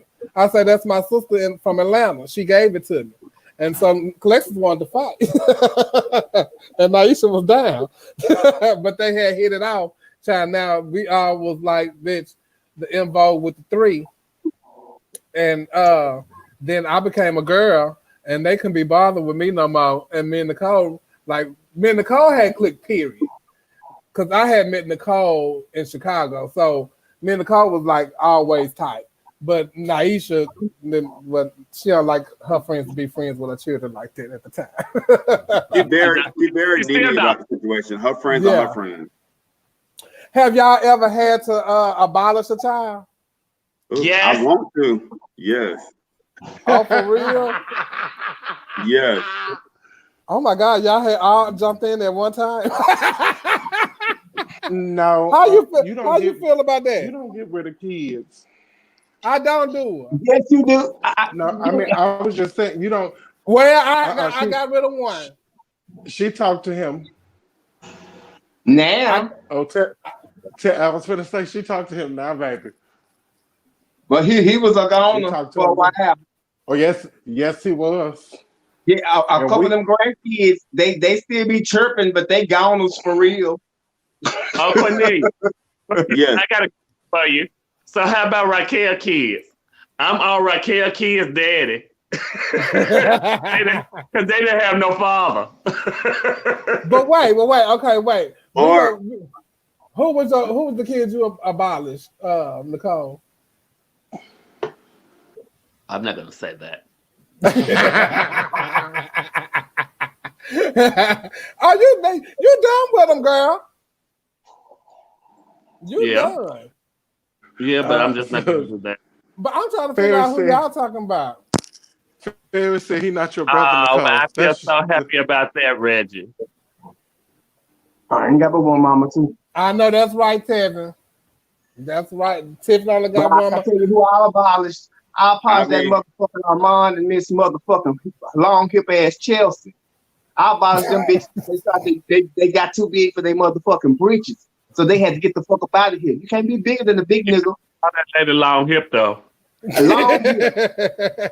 Well, how big did they get though? Okay, Dre, why y'all think I'm drunk? This is nothing but I have a very bad toothache, and that's the only thing that's calming it down. I did have some Pink Whitney in this, but no, don't do that. Well, baby, I know what mine is in here. Shavonda, you had to abolish a child? No, I've had run-ins with my son Justin, and me and him go at it back and forth all the time. But my baby loves me, and I love him. We don't have time for you and these invisible kids. We don't even know your kids. Get out of here. He's equivalent to the nobody up in the corner I'm looking at. And then it's a lot of my grandkids that I consider to be That's like my. how I feel, Paris. So that's how I feel. And when you get talking shit, out of here. So I don't know who they talking about, but the child that I abolished, I haven't even like said that that's what we are right now because bitch, you cussed me out, you called me a bitch and all that, and it was no. And now, I thought you talked to him. I talked to him, but I didn't say that that's my child. You know, no, right. we're done with that chapter. Terms. Now, you know, bitch. See how I just said, you know, bitch, because if you're my child, you know when I'm talking to you and I say that, it's because I say that all the time. I'm not necessarily calling you a bitch. But he literally called me a bitch. Oh, I was there for it. And you oh no, see, not that one. Not that one. Oh, it's another one? See, that's another one. Yeah, see, no, not that one. No, not that one. And I know who you're talking about. Yeah, okay. so you know, I tried that, it didn't work. You tried what? Oh, ORJ. I told me to gargle peroxide, but that's not helping either. Warm salt water. So I do baby. Most definitely me Tevin. So how about when I get the little inboxes and stuff and the folks say, I want to be your mom, would you be my mama and all that kind of stuff? You know what I do? Block them. I do what boys should be doing on Jack. I block them. Hey, son. Well, where do you find your kids, I'm just so grateful for my parents. I mean, throughout the years. Which one? Because you didn't say it with an S. Well, I'm saying you and Toby, like, Toby is one of my favorite people in the whole world. Like, he was one of the first people I met. You said what? That sissy? That goddamn sissy.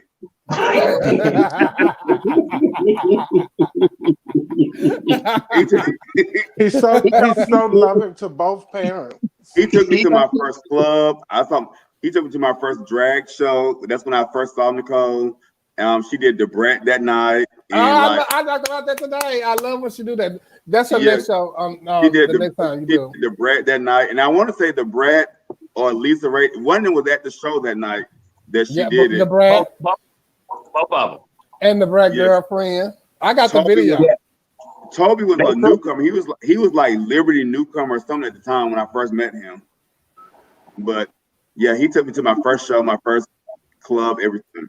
So when you first saw Nicole, and did you know that you wanted her to be your mama? How did that happen?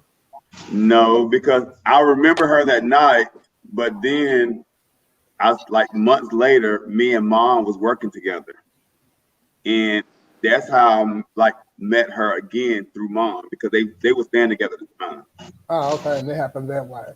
Yeah, Toby was the first person I met, and then the second person I kind of met was Ronnie Davis because we was on, like when I first moved to Atlanta, we was on the same flight, and I met him, and we had like a layover in Charlotte, and we ended up like eating together. That's my son.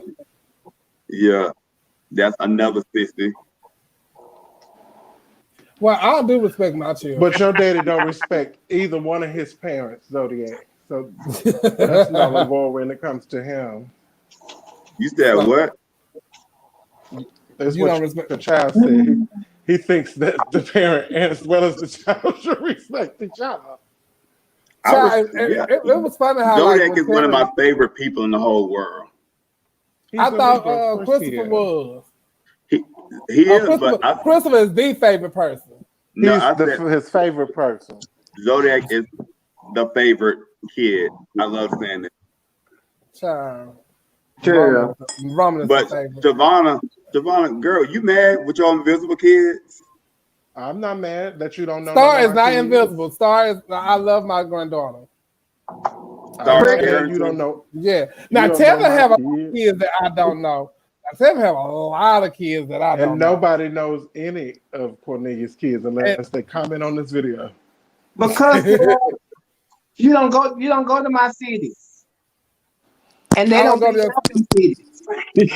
they don't what? Oh, them You the don't go to ones my you. cities and they don't leave out them cities. Cause I I'll be gagging. Oh, we done been on here for 2 hours and 25 minutes. I guess we're gonna talk about shows and videos and OnlyFans and Twitter. We're gonna talk about it on the after show. When we gonna Yeah. get messy? Well, I'm just saying. we'll talk about I that. guess We'll that's what talk we about do that with in the the after show. So they have to go to the after show when we talk about shows and so Tamika answers, so yes, that is, honey. But I ain't saying nothing about Tamika because she already unfriended me on Facebook because of the No, call. So I'll talk to my sister today about that. Well, if you want to talk about it, and you know, no, y'all can talk what about it. What do you mean, Zodiac? I love you. Don't act like that. Yeah, so we gonna talk about shows and all that stuff in the after show. So y'all have to come in. I'm ready to get messy now. Oh, you ain't worried about going to work. I'm going to work. I was just doing a wham bam, thank you, ma'am, and leave. Oh, that's how you go. Okay, well, we're gonna do all of that in the after show. So y'all gotta tune in to Chevelle Brooks 75 on YouTube so we can talk about all those things on the after show. Okay, Jim. Oh my God. See, hey, oh, child, oh my God. I won't be here for that. Huh? I agree with you, Reggie. Oh my God. Y'all are nasty in these Exactly, comments. Reggie. I agree with that. Well, I love my kids and I love them to a fault. I do too. I love them to a fault, and I have stood up with mine in the right and wrong, and I have had some who have totally turned their back on me in times of need, and I don't mean need like financially or anything like that. I mean in times where you should have just rolled with me or different things like that. I've even had children to fuck around with my husband. Now, yeah, I was gonna get into that. Now, some of my grandchildren have tried that, and that has ruined relationships with me and my grandchildren. Yeah, now that would make me stop fucking with you, bitch. Stealing from me and fucking my husband. That would make me stop fucking with you. I don't have some steal from me too. Yeah. Thinking that. And so I have done away with that, but I ain't gonna say I fell out with all my children, but I've had some arguments with them and we've overcame it, you know. So we definitely every 3 months. You know, we have definitely did that now. Not me. So, I'm not using. Huh? Oh, okay. So I want y'all to tune in to YouTube. And I thank y'all so much for tuning into our point of view tonight. I hope you guys enjoyed it. I hope y'all come back next week at 10 o'clock. I want to thank Shavonna for tuning in with us and playing with us tonight. Thank you, Shavonna. You're welcome. Hopefully she'll be in the after show on YouTube. And I also want to thank Cam for stopping by and sharing his point of view, his political point of view.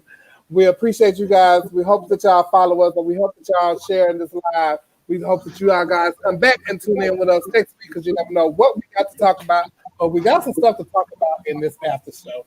Oh, the after show. Let's be really, really messy. I'm ready. Let's go. I'm ready. So this is so.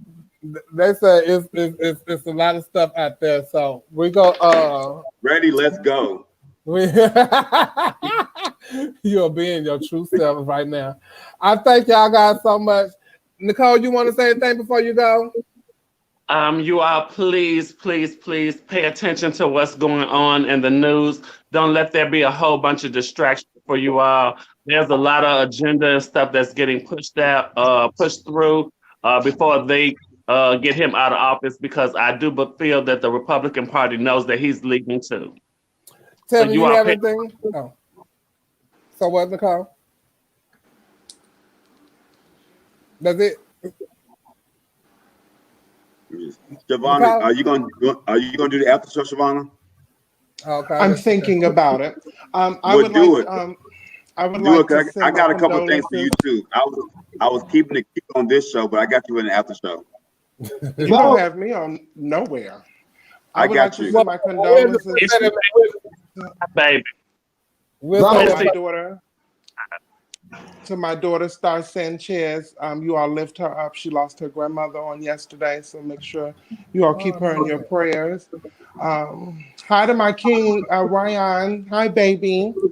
And I love you guys. Tammy, you have anything you want to say? Vote.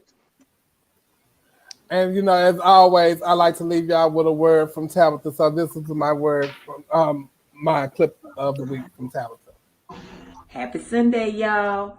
Real quick, a little TSA on this good Sunday. Stop allowing your dreams and your ideas to be manifested through other people. What? Tab, what are you talking about, Tab? This is what I'm talking about.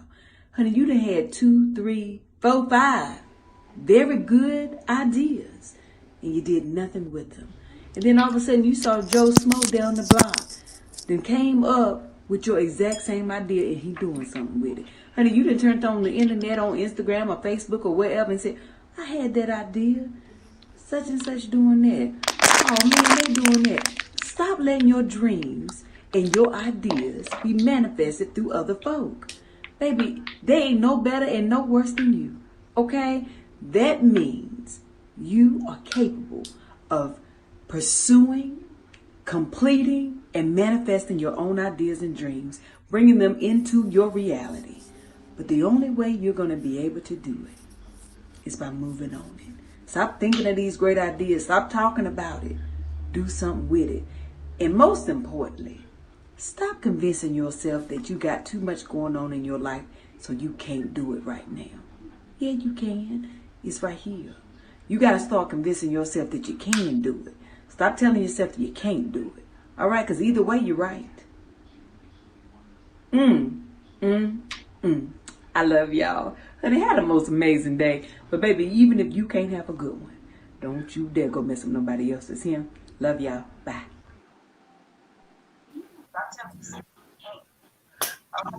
And that was my word of the week from Tabitha Brown. She always gives some enlightened words of encouragement. So if you have something that you've been sitting up manifesting, you put that out into reality and do your thing.